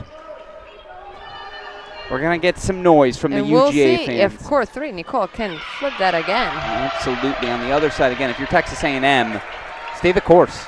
Oh, right? Yeah. Don't change anything. You're up 4 first sets already. Georgia pushes back. Good teams always do. Starting to feel like a national championship.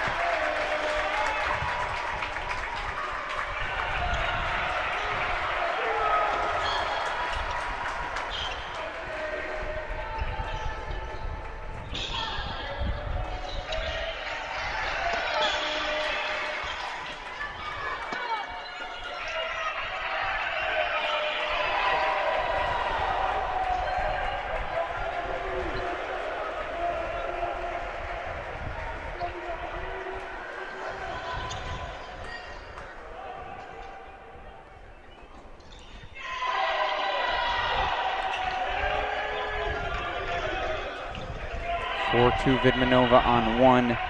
Gigi Grant serving 4-3, but that's the spot if Perez could flip real quick. Now all of a sudden all that momentum built. Exactly.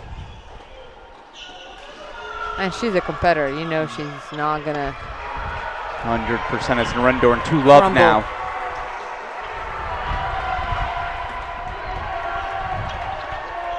And we see court 3 again, Nicole for Texas A&M. She's, again, going... Yeah, all she needs is 10 minutes to get hot, right? Exactly.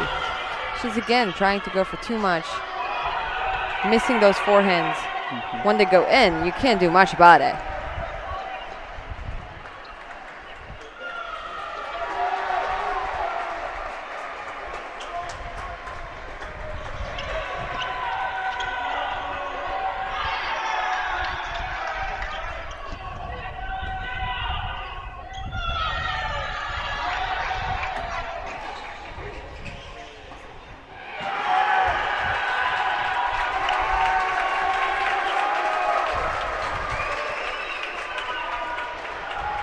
Narendorn leads here again. Vidmanova serving 4-2, 15. Love. Perez break point chances. We're actually going to put that in the big screen here. Oh, yeah.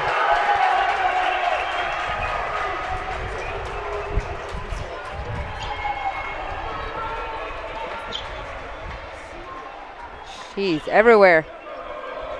She's everywhere. Luciana Perez breaks right back for 4-all. All right.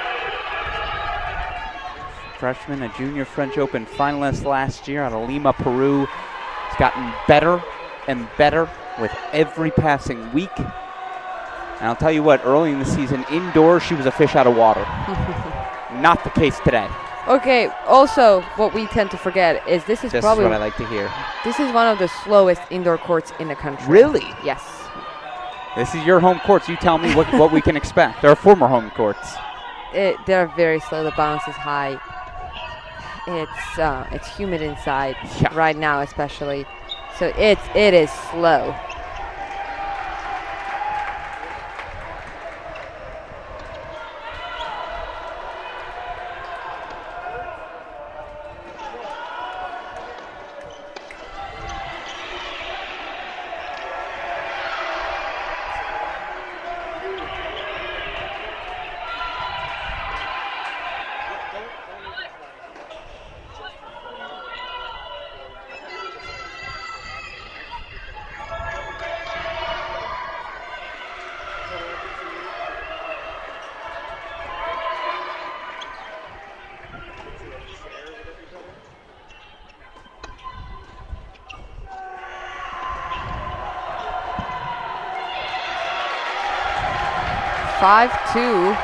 Georgia on court 3.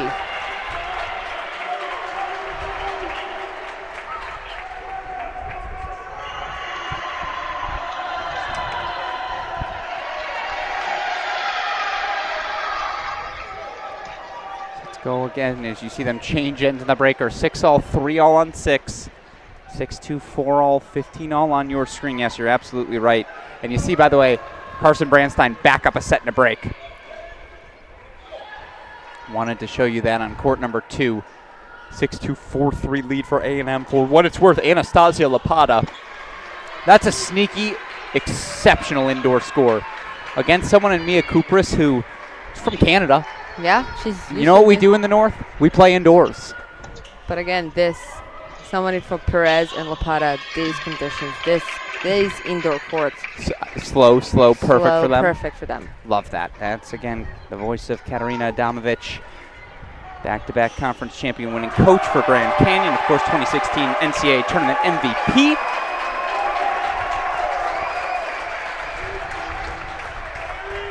Three all on court 6. Luciana Perez serving 4-all, 30-15, and then, But one. Yeah. We got 2 break points.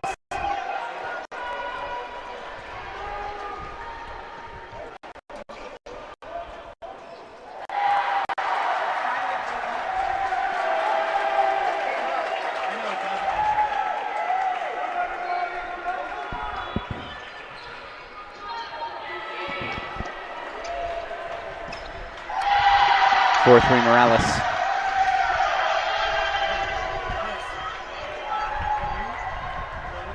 All right, all due respect again.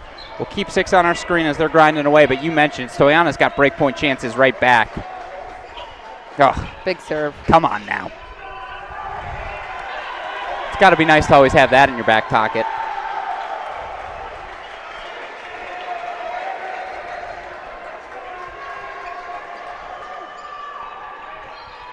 Mel Riasco serving for a Georgia second set on 3. We'll get there in a moment. Morales 5-3 now on 6. Here is a massive deciding point on 1.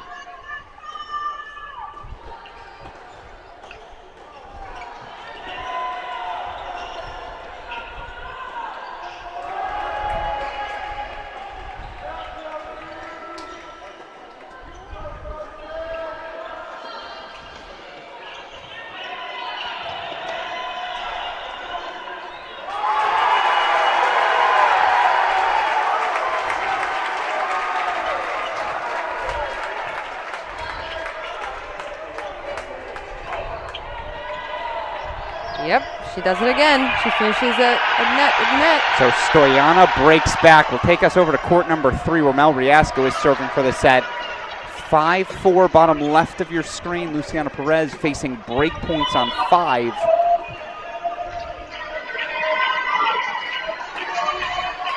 Gigi breaks, she'll serve for the set.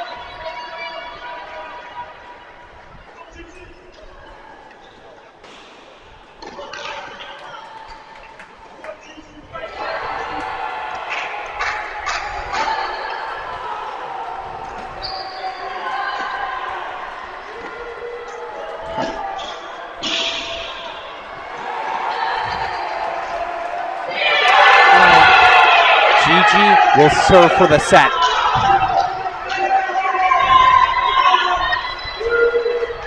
It's a Georgia swing as Mel Riasco 5-2, 30 love top left of your screen. That's not right. They're about to be outside. 40 love set point.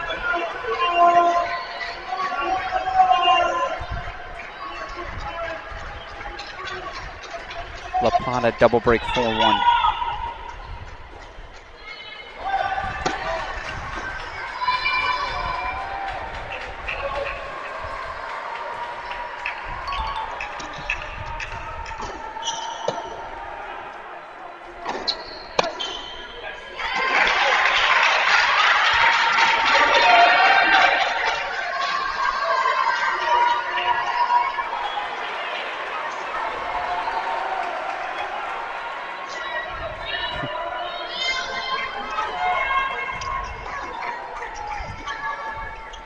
Set point Narundorn, set point Riasco, deciding point on 2. We'll start with Mel. It's also deciding point in court 2. It's on Carson's serve.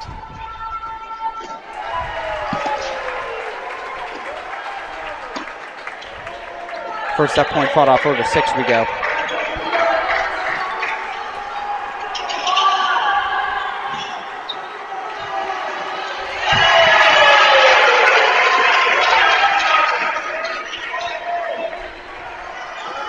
And the dogs start barking. Minor Undor takes a 7-6 set on 6. Can Riasco join her in the set winning circle?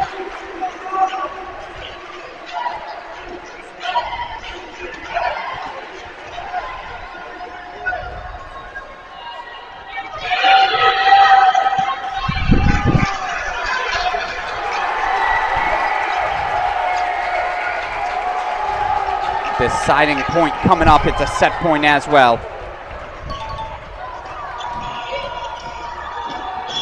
Bramstein holds for 5-3. Game away.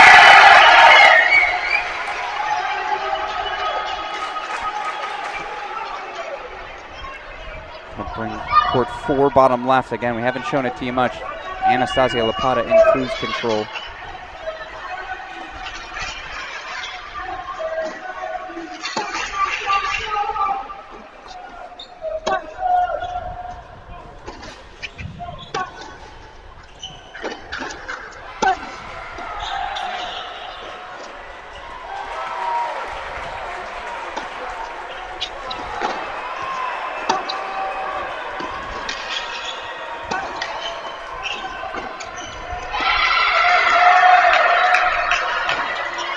Kieran breaks.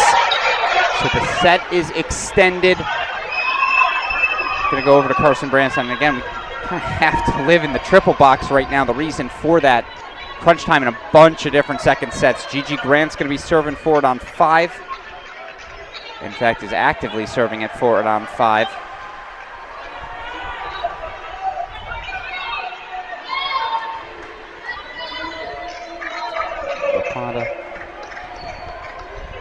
6'4", 4'1", 40 love.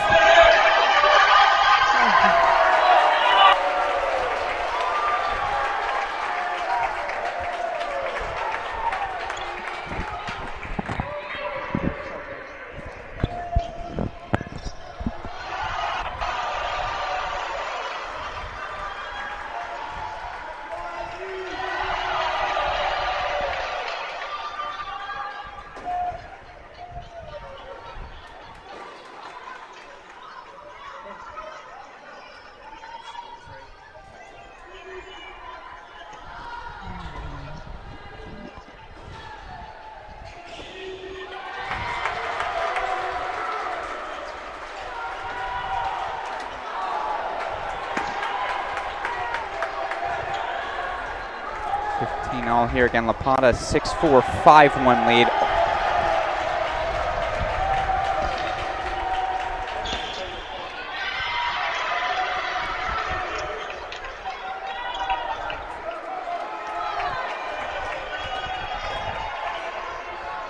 Carson Brandstein now 2 points away.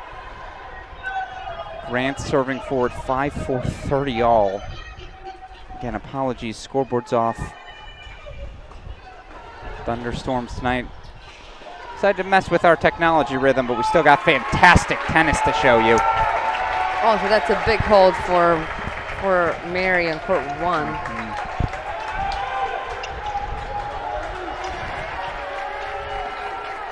Look at the confidence.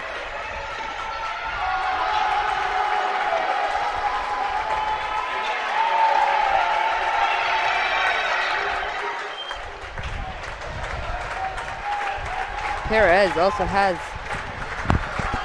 So here we go, match points. Carson Wow. Brandstein. As yes, top left, Luciana Perez, break point chances for 5 all. I'm going to say it for the first time. 15 or 50. I was about to say that. I know, I could sense it. See, we really have been doing this. We really have been doing this together. I love it, Kat Adamovich. Match point Brandstein. We go full, I apologize.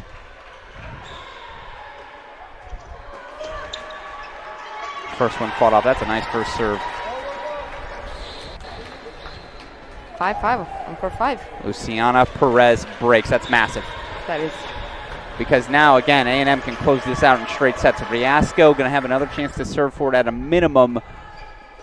Lapata and Arundel up for Georgia on 4 and 6. So again, crunch time is 1-2-5.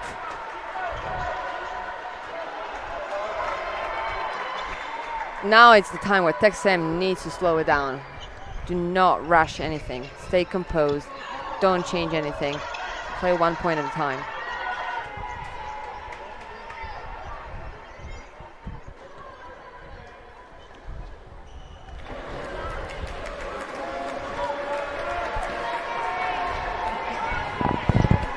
Again, no matter what, Brandstein will have the opportunity to serve for it. 6-2, 5-3, deuce point, match point.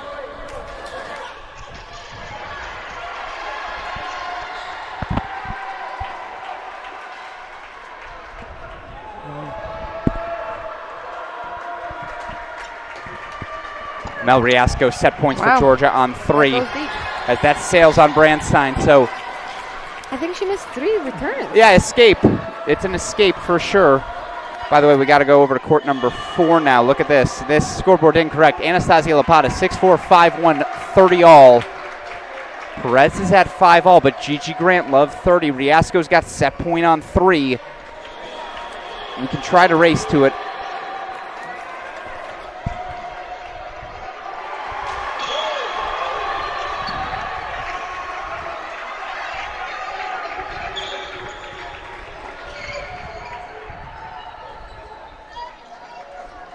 Match point Lapata.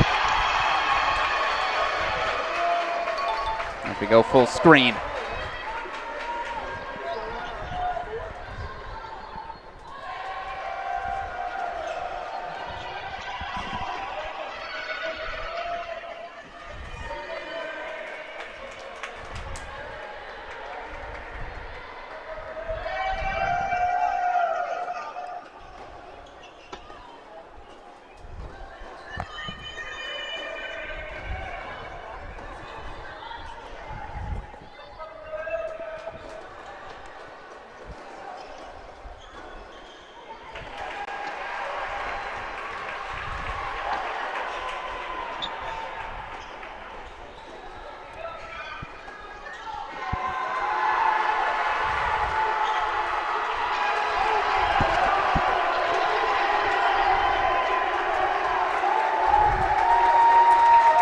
Deciding point, match point coming up. What is going through the mind of Georgia assistant coach Jared Chaplin?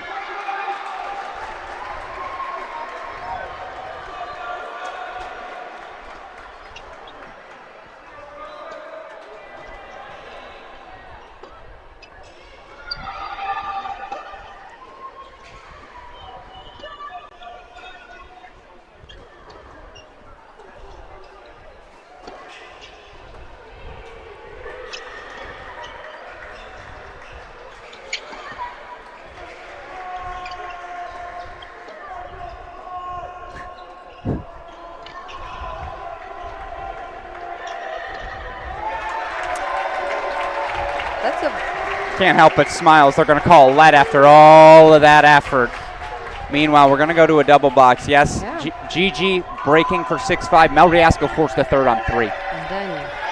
That's a piece. Mary Stoyana has break point chances for 5-4.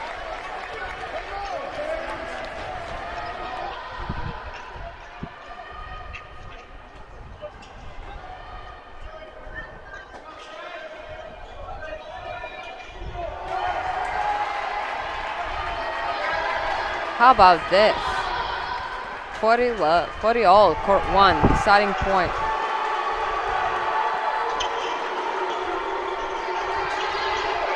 Wow. 3 break points on court 2. And the Dogs get on the board.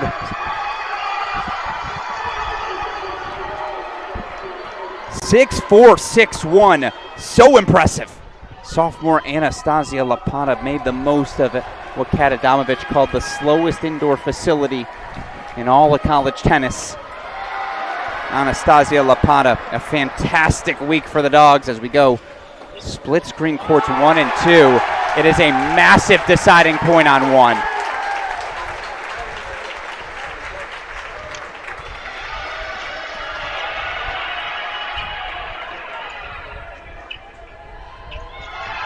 Oh yeah. That's too good. That's too good. Simply too good from Mary Stoyana.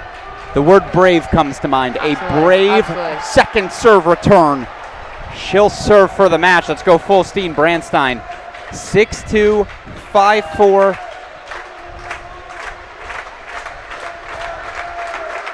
And now match point.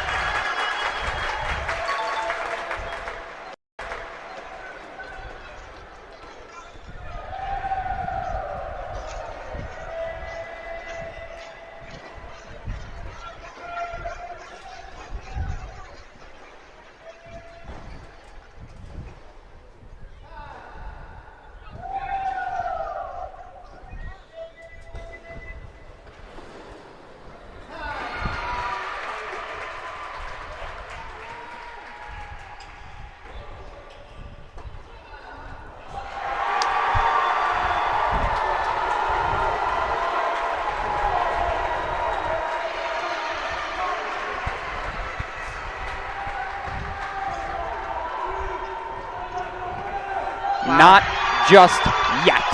Nerves. This Absolutely a nervy miss. And look, we got to go very nervy to an A&M screen. This is the A&M path. We're going to show it to you. Bringing up court 5, bottom left of our screen here in a moment. Right now on court number 1, it is 6-1, 5-4.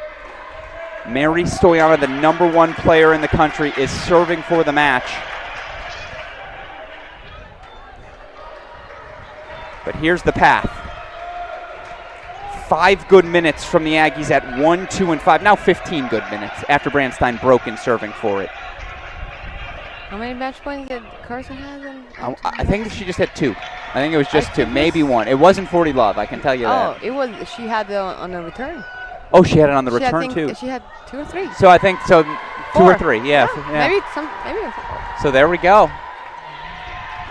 Stage has been set. And again, A&M doubles point first sets at the 1, 2, 3, and 5 spots.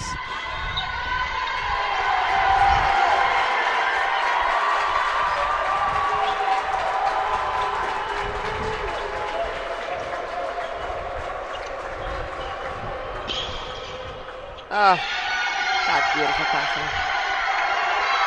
Oh, and Vidmanova there. By the way, the The freshman Mark Weaver, who's on court, calls Lululemon Luciano Perez. Such a competitor. Has so much swag. Stylish with it. I was going to say Lululemon fits. The way she engages with the crowd, too. Second to none. Let's go full screen. Breaker to come on 5. 6-2, 5-all. Brandstein leads on 2.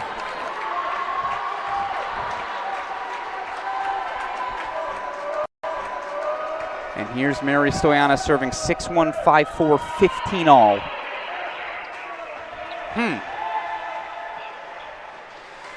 That's the first one of those she's missed. Oh, yeah.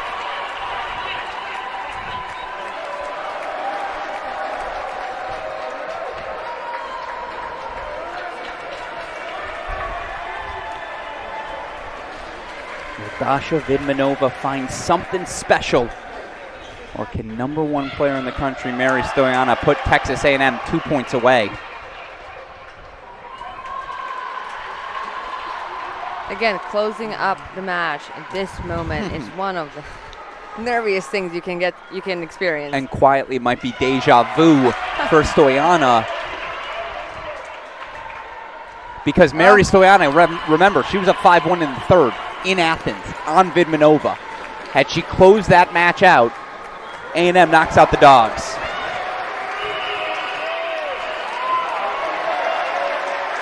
Instead, break point chances Vidmanova, for 5-all.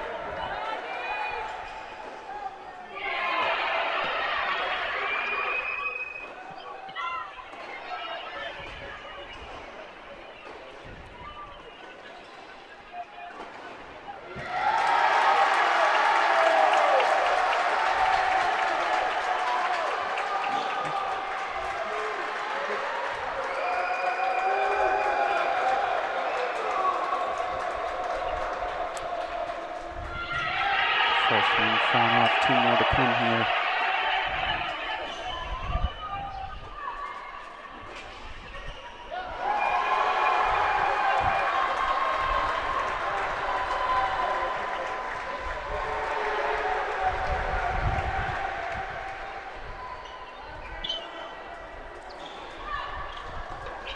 Special. It's a special pass from Dasha Vidmanova. You like that one, Kat? That was epic. Epic stuff indeed. Backhand slides up the line for 5-all, but again, the freshman they call Lululemon, Luciana Perez. 4 love up in the breaker. Remember, Brandstein's had match points. Now at 40-30, Vecic is serving 40-35 all. I think we have to stay triple box, right? Oh, yeah. This is what you need to see. I mean, look, the court, too, that's a big shift of momentum.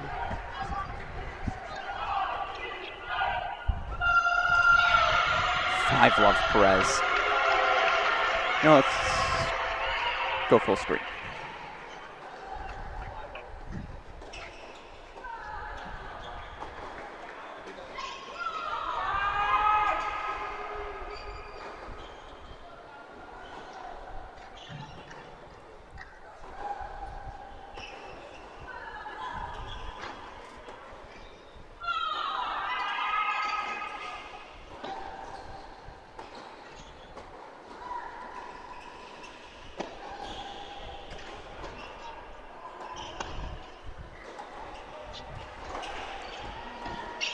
Oh my God.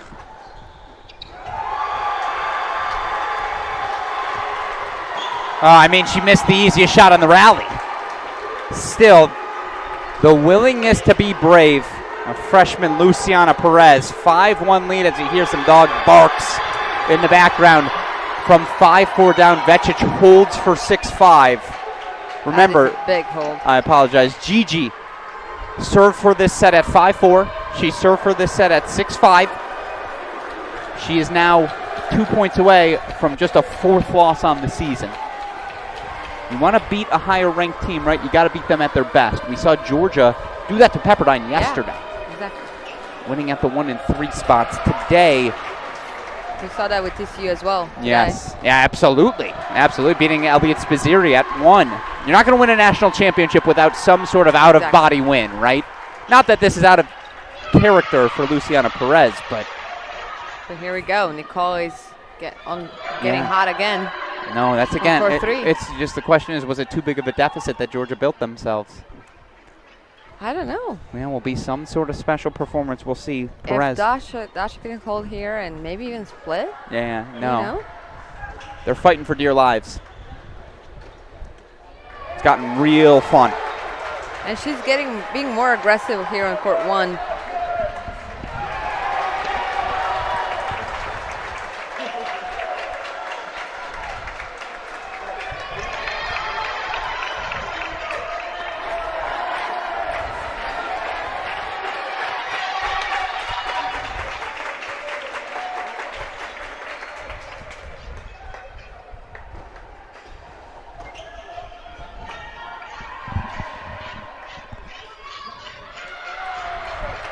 Match points here for Perez.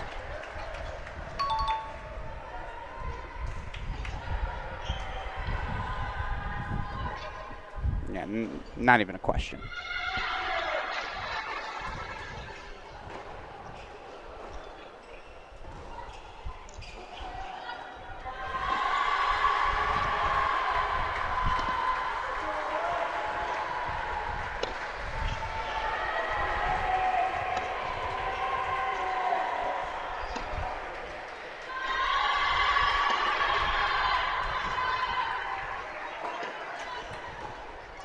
Sure. Love that from Gigi. Still, this freshman, Luciana Perez, she's a special one. Love watching her. Absolutely. And again, the aggression of this A&M team more broadly.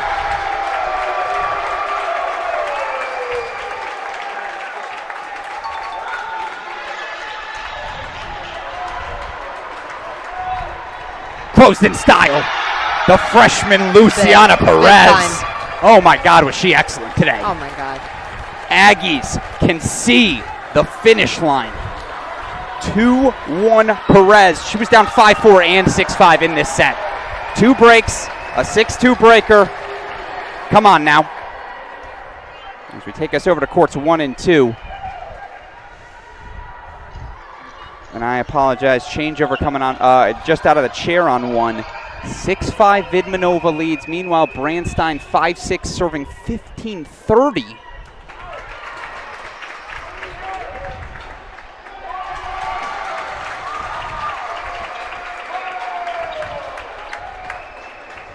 Wow. As, by the way, Kat Adamovich has pointed out, ooh, Brandstein might get a warning.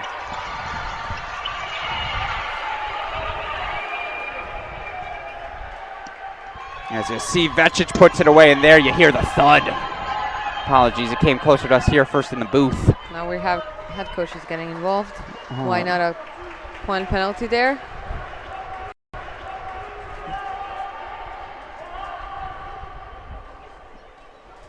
Conversation being had. Yeah, both coaches going to approach the chair.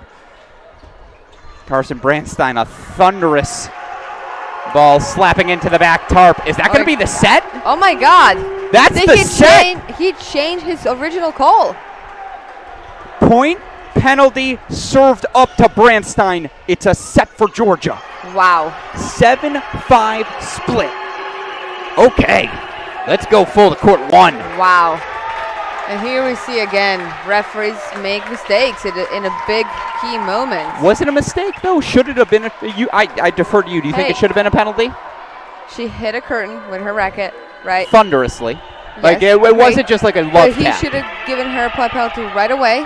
He didn't. He waited for a player to say something and a coach, and then he flipped his call. You can't do that. Yeah. You can't crumble under pressure. Player or official. Exactly. Fair point by Kat Adamovich.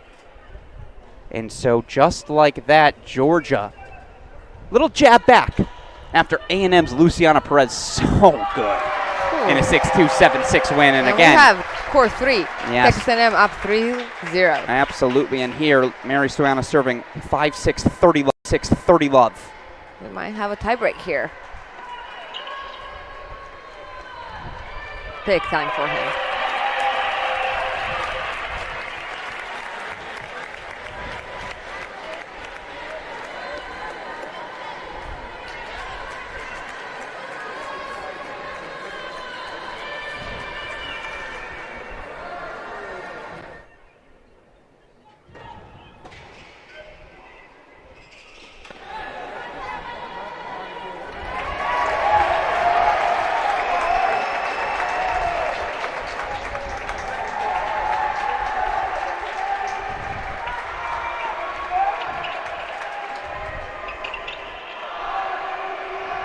So casual.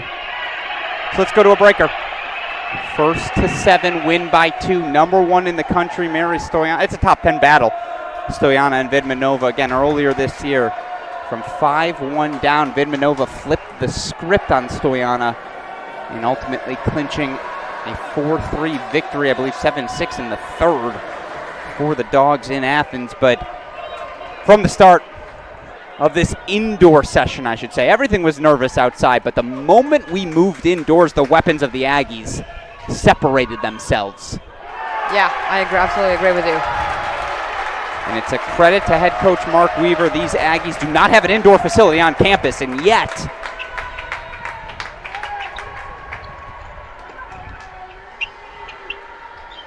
no indoors, no problem.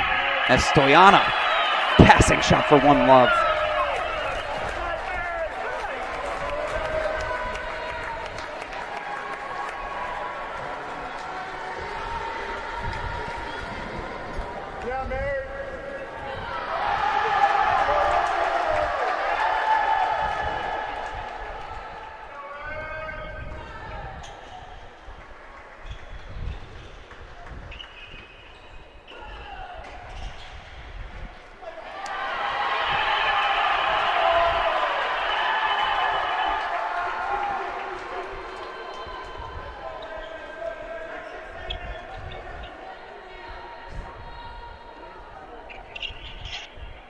Oh.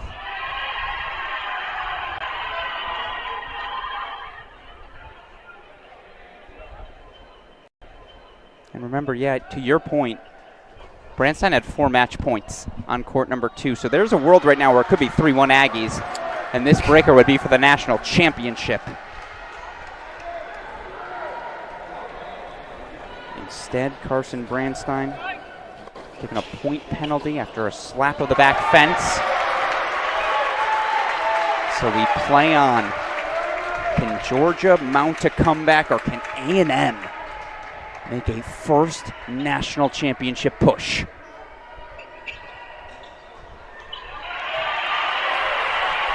Mary Stoyana points to head coach Mark Weaver as if to say that's the way. And her aggression tonight, Kat Adamovich, second to none. Absolutely. Oh my God. Perfect game plan. Because Dasha floats some things, right? She's going to give you some time. She's going to extend rallies and ask every question. You have to be confident, trusting in your attacking tennis. Absolutely. And that describes Mary Stoyana to a T. 2-1 here in the breaker. I would love to see the statistics on how many times she went Move forward. Correct. Yes. I would love to see that. Love that.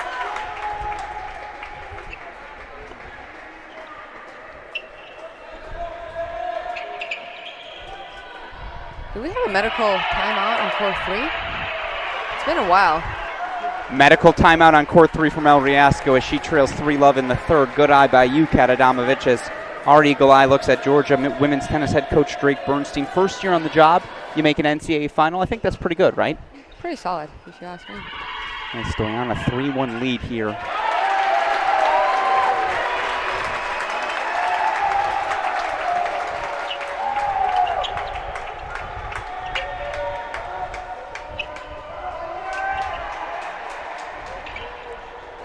She wants that crown. The technique is gorgeous. Holds the follow through, a little accentuation. Chef's kiss on the other end of the volley. Spicy. 4-1 Mary Stoyana. Again, 6-1, 6-all, 4-1 Stoyana in the breaker. A win here would be point number 3. Don't have scoreboards. I apologize for that indoors due to a serious storm here in Stillwater, so we can do the heavy lifting. 4-1 Stoyana.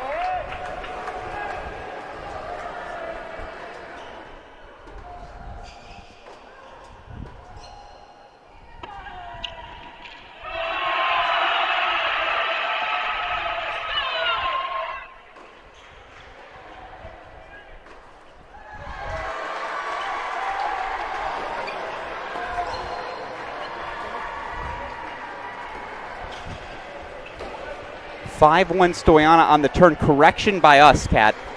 It's an injury timeout for Kieran. Oh. It is not an injury timeout for Are you sure? Because I did see. Yeah, no, Riasco, I think, made the most of it and said, oh, well, if we're going to do this, can I get some leg rub as well? Got it. But it is Stoyana still on the chair with the athletic trainer for A&M next to her. She's up 3-love in the third.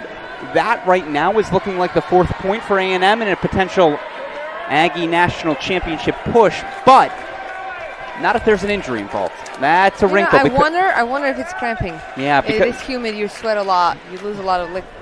Absolutely, because Riasco will make you run a track meet. Exactly. Make it 10K, 15K on court. Come on now, be ready to work. So that is something to look towards as we see 5-1. It's going on 2 points away. It's a double fault on court 2. And Carson breaks to have a lead for 1-0 in the third. We've seen so many breaks today in both finals.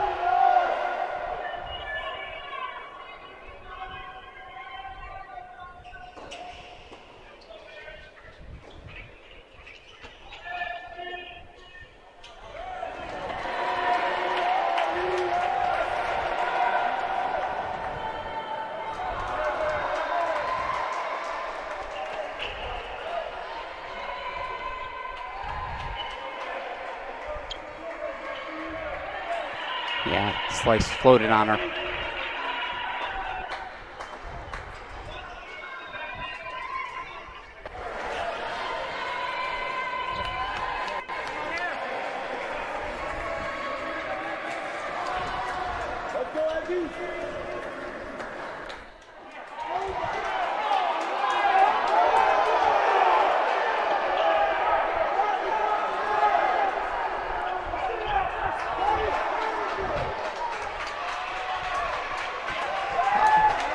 Oh. Oh no.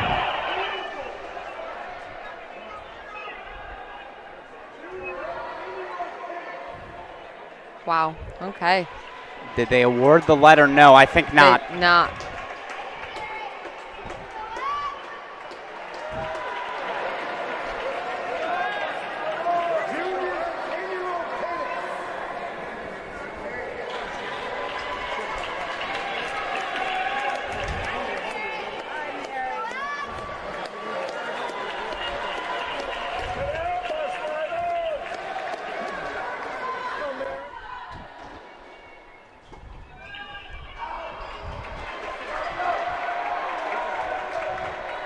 Match point Stoyana.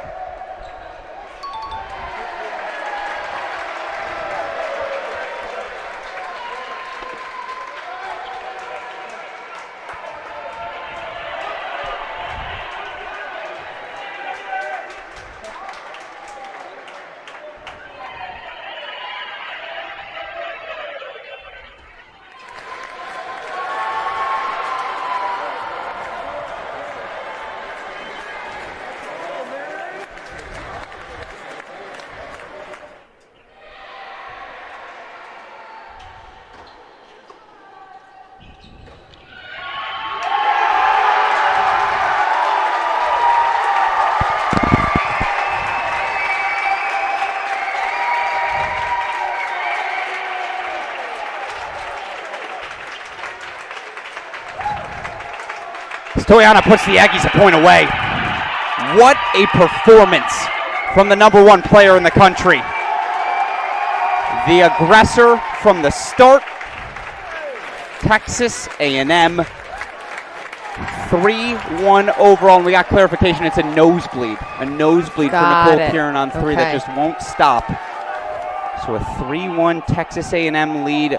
3 matches to go. We'll show them to you now.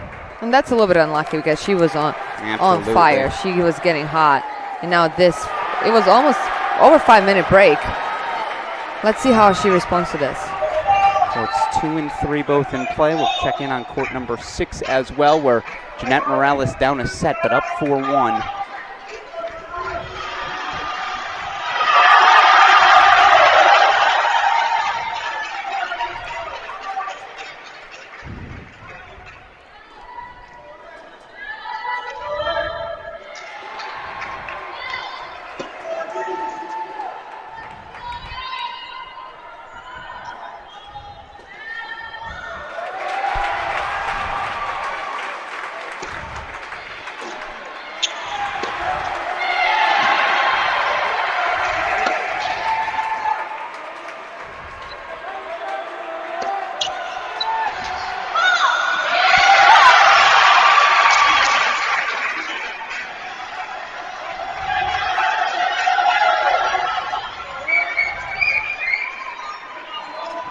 Kieran out of the chair again. 3-love lead for Texas A&M. That's the spot you're watching.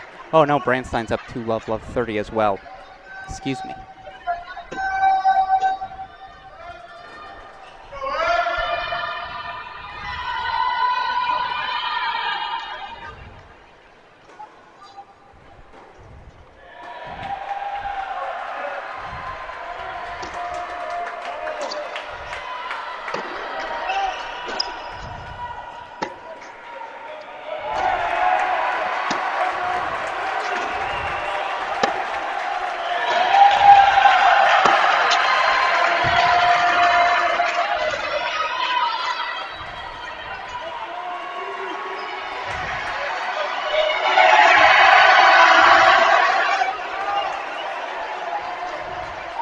Point chances for double break. 3-love Brandstein on 2. Again, third sets in both of these matches.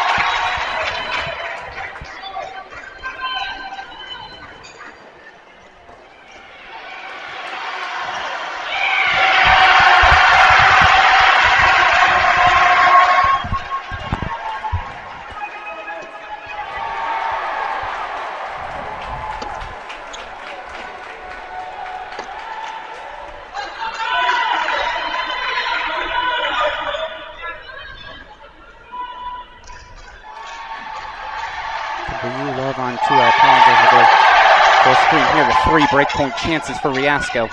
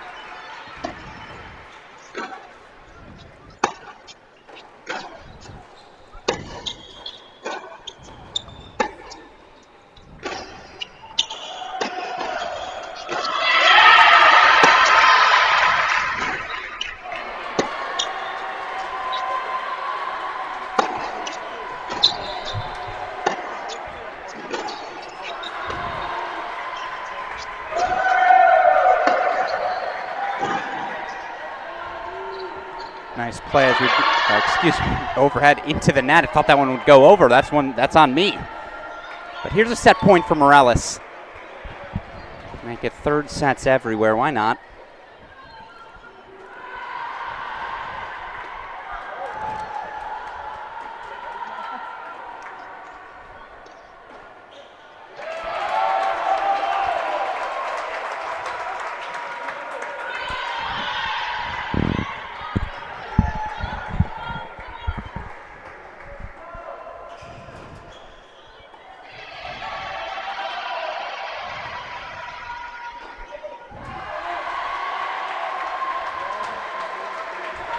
Not to be, so back over again. Set extended by Narundorn. Brandstein, 3-love. 30-15 though. Brandstein again leading from the start, but frustrated. Has already had 4 match points. Meanwhile, 3-1, 15-all. Nicole Kieran of Texas A&M leads in her 3rd set on 3.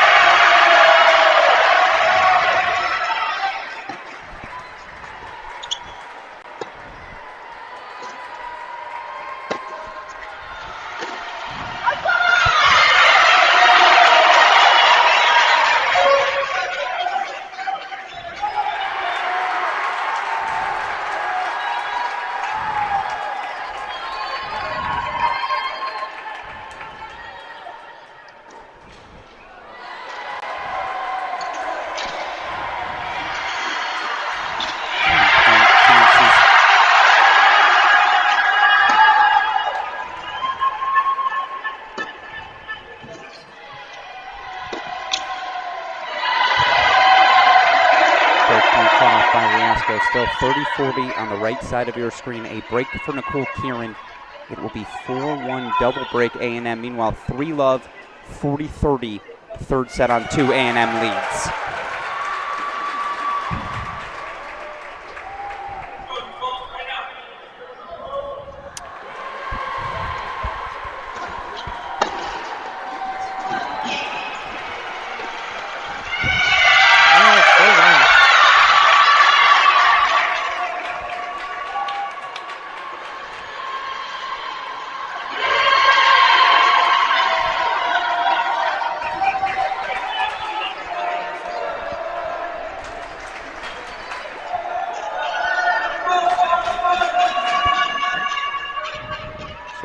On court number 3. Back over to court 2, we go full screen, excuse me. Kieran does get the break for 4-1, so again, double break in hand. Meanwhile, here's a deuce point for 4-love Brandstein. The weapons on display once again. Big serve. Love that from Big Jordan Szabo, associate head coach, headed to Auburn as soon as this season wraps up to take over the Auburn women's tennis program. It was inevitable, all the success A&M's had over the last half decade under head coach Mark Weaver. The addition of Jordan as well. You think about it, quarterfinals last year, quarterfinals the year before that. Each season a couple breaks go their way. They legitimately could have won the title. Now they're 2 games away. No ifs, ands, or buts about it this season. Exactly. 4-love here on 2.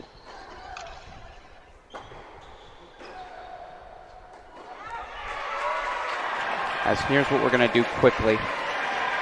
It's a set point for Morales on court number 6.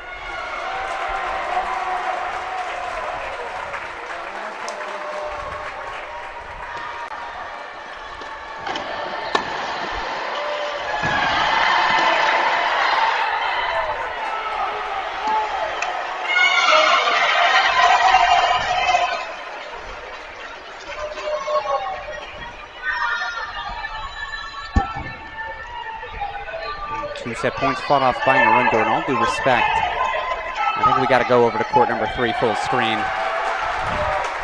Game point chances for 5-1 Kieran.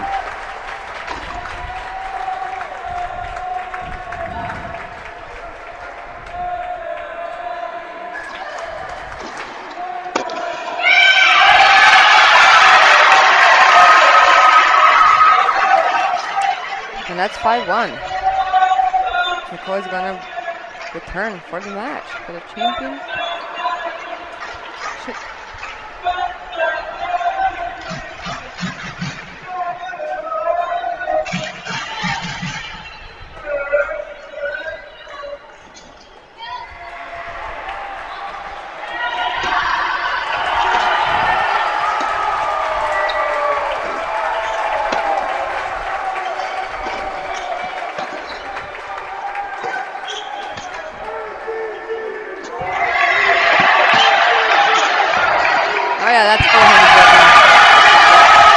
Bigger weapon as we might have in college tennis, right up there with Stoyana at 1, right up there with Brandstein's at 2.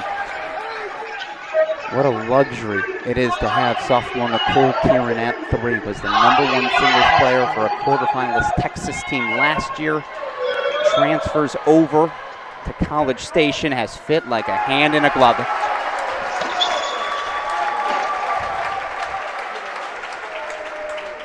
And I think that one sails on Kieran. Apologies for the camera skips there. Yeah, Carson Brandstein broke for 5 yards. So she's going to have a chance to sail forward again.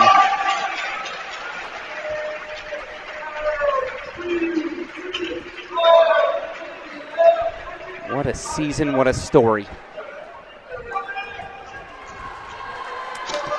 Riasco's still in it?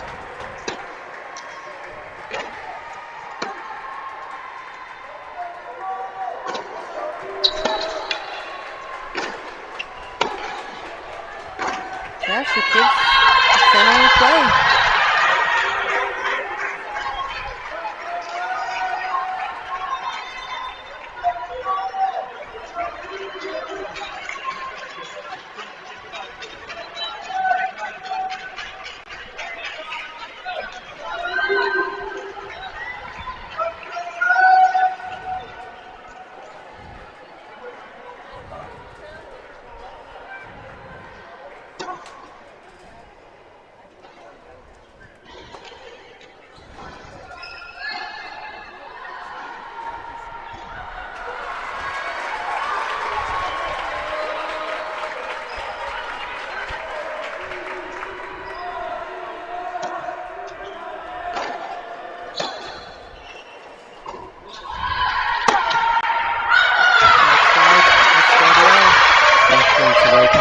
Out of the chair. I think we should show it, just in case she does win the race to the finish line, and that's what it is now, a race to the finish line.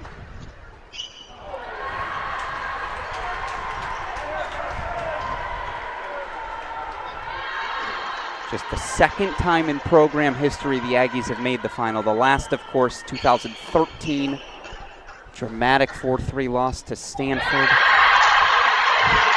Coming into today, 0-3 on the year against Georgia, but they have been in front from the start.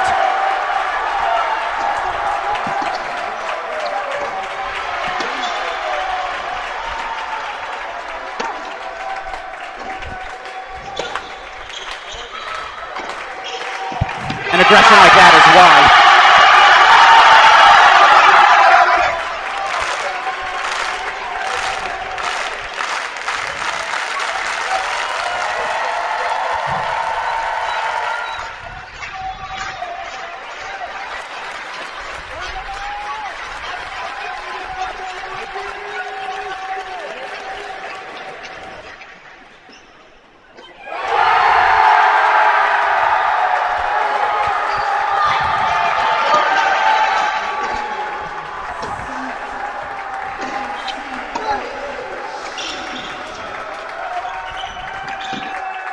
Your 2024 NCAA champions,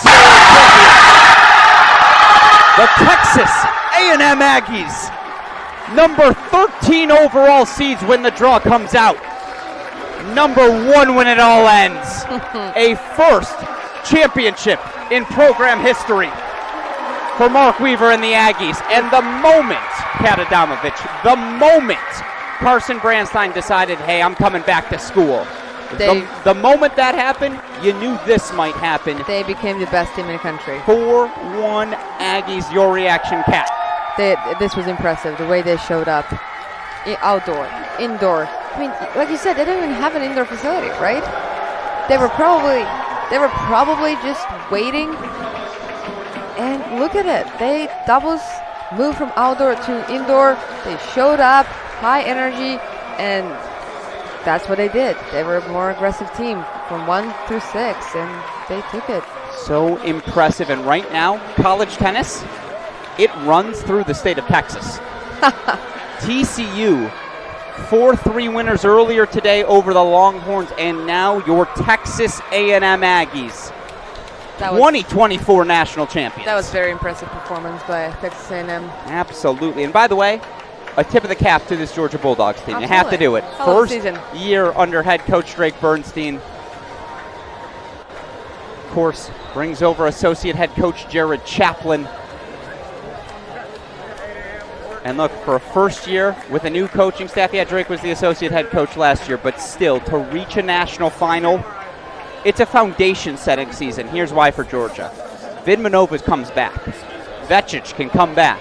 Riasco can come back. Lapata can come back. Grant, Narundorn, Asigio Mert, who we saw in doubles. All 7 of their starters will be back if they'd like in 2025. Absolutely.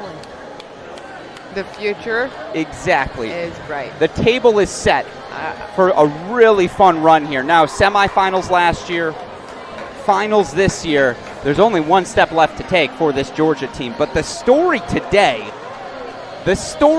is A&M, who's been on a little 3-year arc themselves. And just to relive what that A&M story has looked like.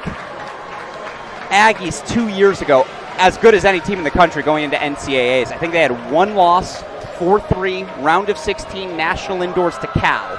I know it because I was there. Went the rest of the SEC season undefeated, SEC tournament champions. Into the quarterfinals they go. A rainy day in Champaign moves them inside. Tatiana Makarova injured at the number 2 spot halfway through the match. Team knocked off in a heartbreaker, 4-3 to Oklahoma. Last season, they played the national indoors, played North Carolina, who ended up winning your NCAA championship better than anyone I saw all season long. Unfortunately, Carson Branstein goes out with an injury in February, and just Aggies were never fully healthy the rest of the way.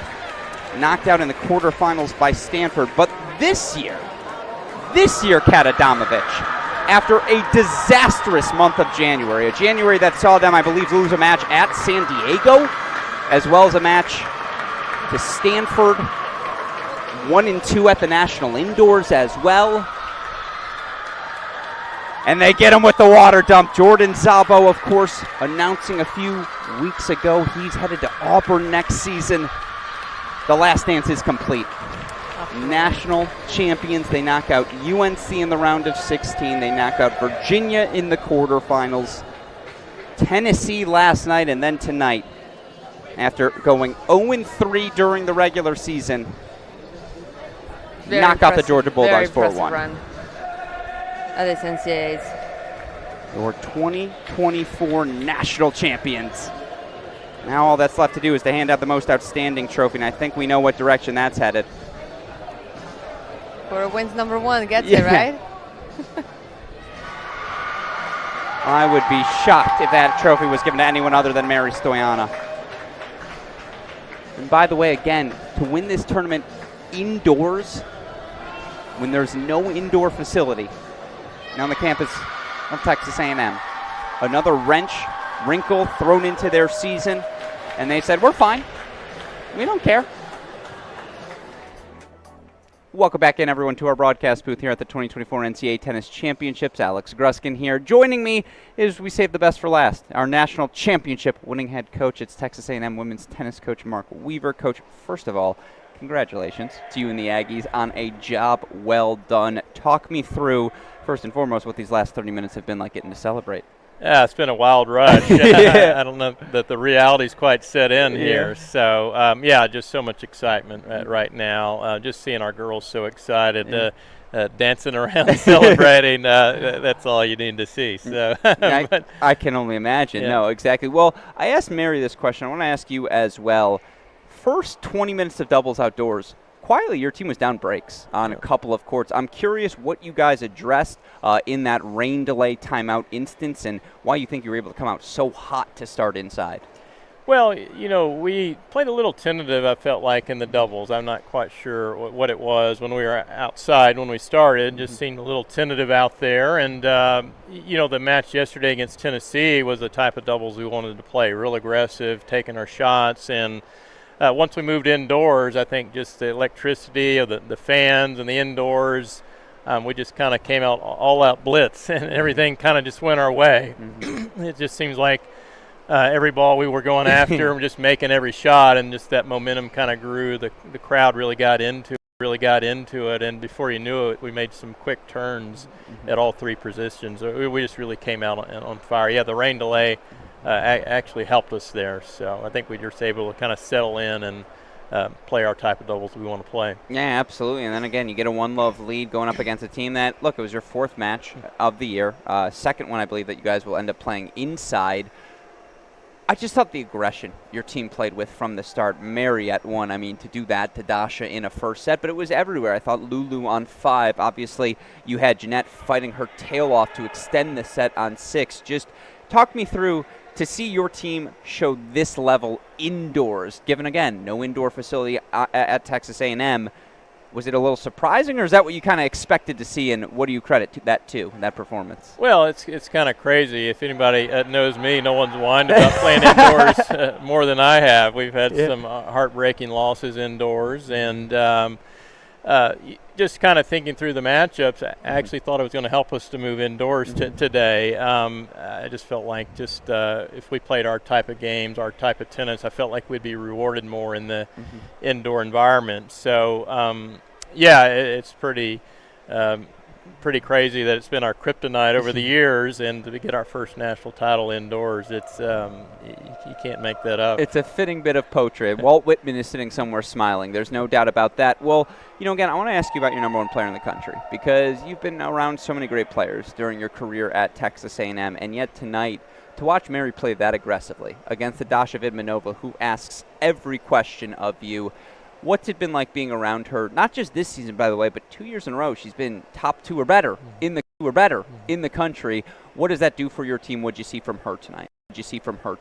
Yeah, I just love everything that Mary stands for. She's just kind of, in a way, I would say maybe our quiet leader. Not that she's necessarily that quiet, but I just love the way that she handles herself. Just goes about business, very calm and sure of herself, and she does all the right things. I mean, she's number 1 in the nation, and she does it for doing all the right thing. Anyone who sees her practice, she's never not given 100%. She's never not had a great attitude. She's just the ultimate perfectionist, wants to always get better, just trying to eat right, to take care of her body, take care of her mind. Tennis is far more than hitting a good ball, and she does all those other things that make a difference so well. And, obviously the wins are a great way to be a leader, but she does it in so many different ways, and I just love the way that she represents herself in Texas A&M. That's the type of student athlete we want at our program. Absolutely. And now, I was listening to you after the match, and I think you mentioned this to me yesterday. There was a moment this season when you were 5-5, and certainly no Carson at the time then, but things were going, dare I say, off script for this group. If I would have told you at 5-5, hey, you're going to end up with this national championship trophy coming back to College Station, do you think you would have believed it? Well, I knew that we had a shot early on, but when you're 5-5, you just start wondering, are you going to win some tennis matches here? And that was our message all season was, we're not really sure why this is happening, but there's a reason why it's happening, and I don't think we'd be sitting here as the national champions if we hadn't had those struggles early on. I think there's a lot of self-inflicted pressure the girls put on themselves, whether it was the preseason ranking of being 2, or whatnot there, and we started out on the road and challenged ourselves early on, and it didn't feel good, and there was a lot looking ourselves in the mirror of what do we got to do to turn this around. And it wasn't just a one-time looking in your mirror trying to figure out what's going on. It was maybe 5 or 6 times this year. And but I think all those things happen for a reason to get us to this point. And it's such a fine line in college tennis. There's just so many good teams out there, and you just got to keep finding ways to get better. And then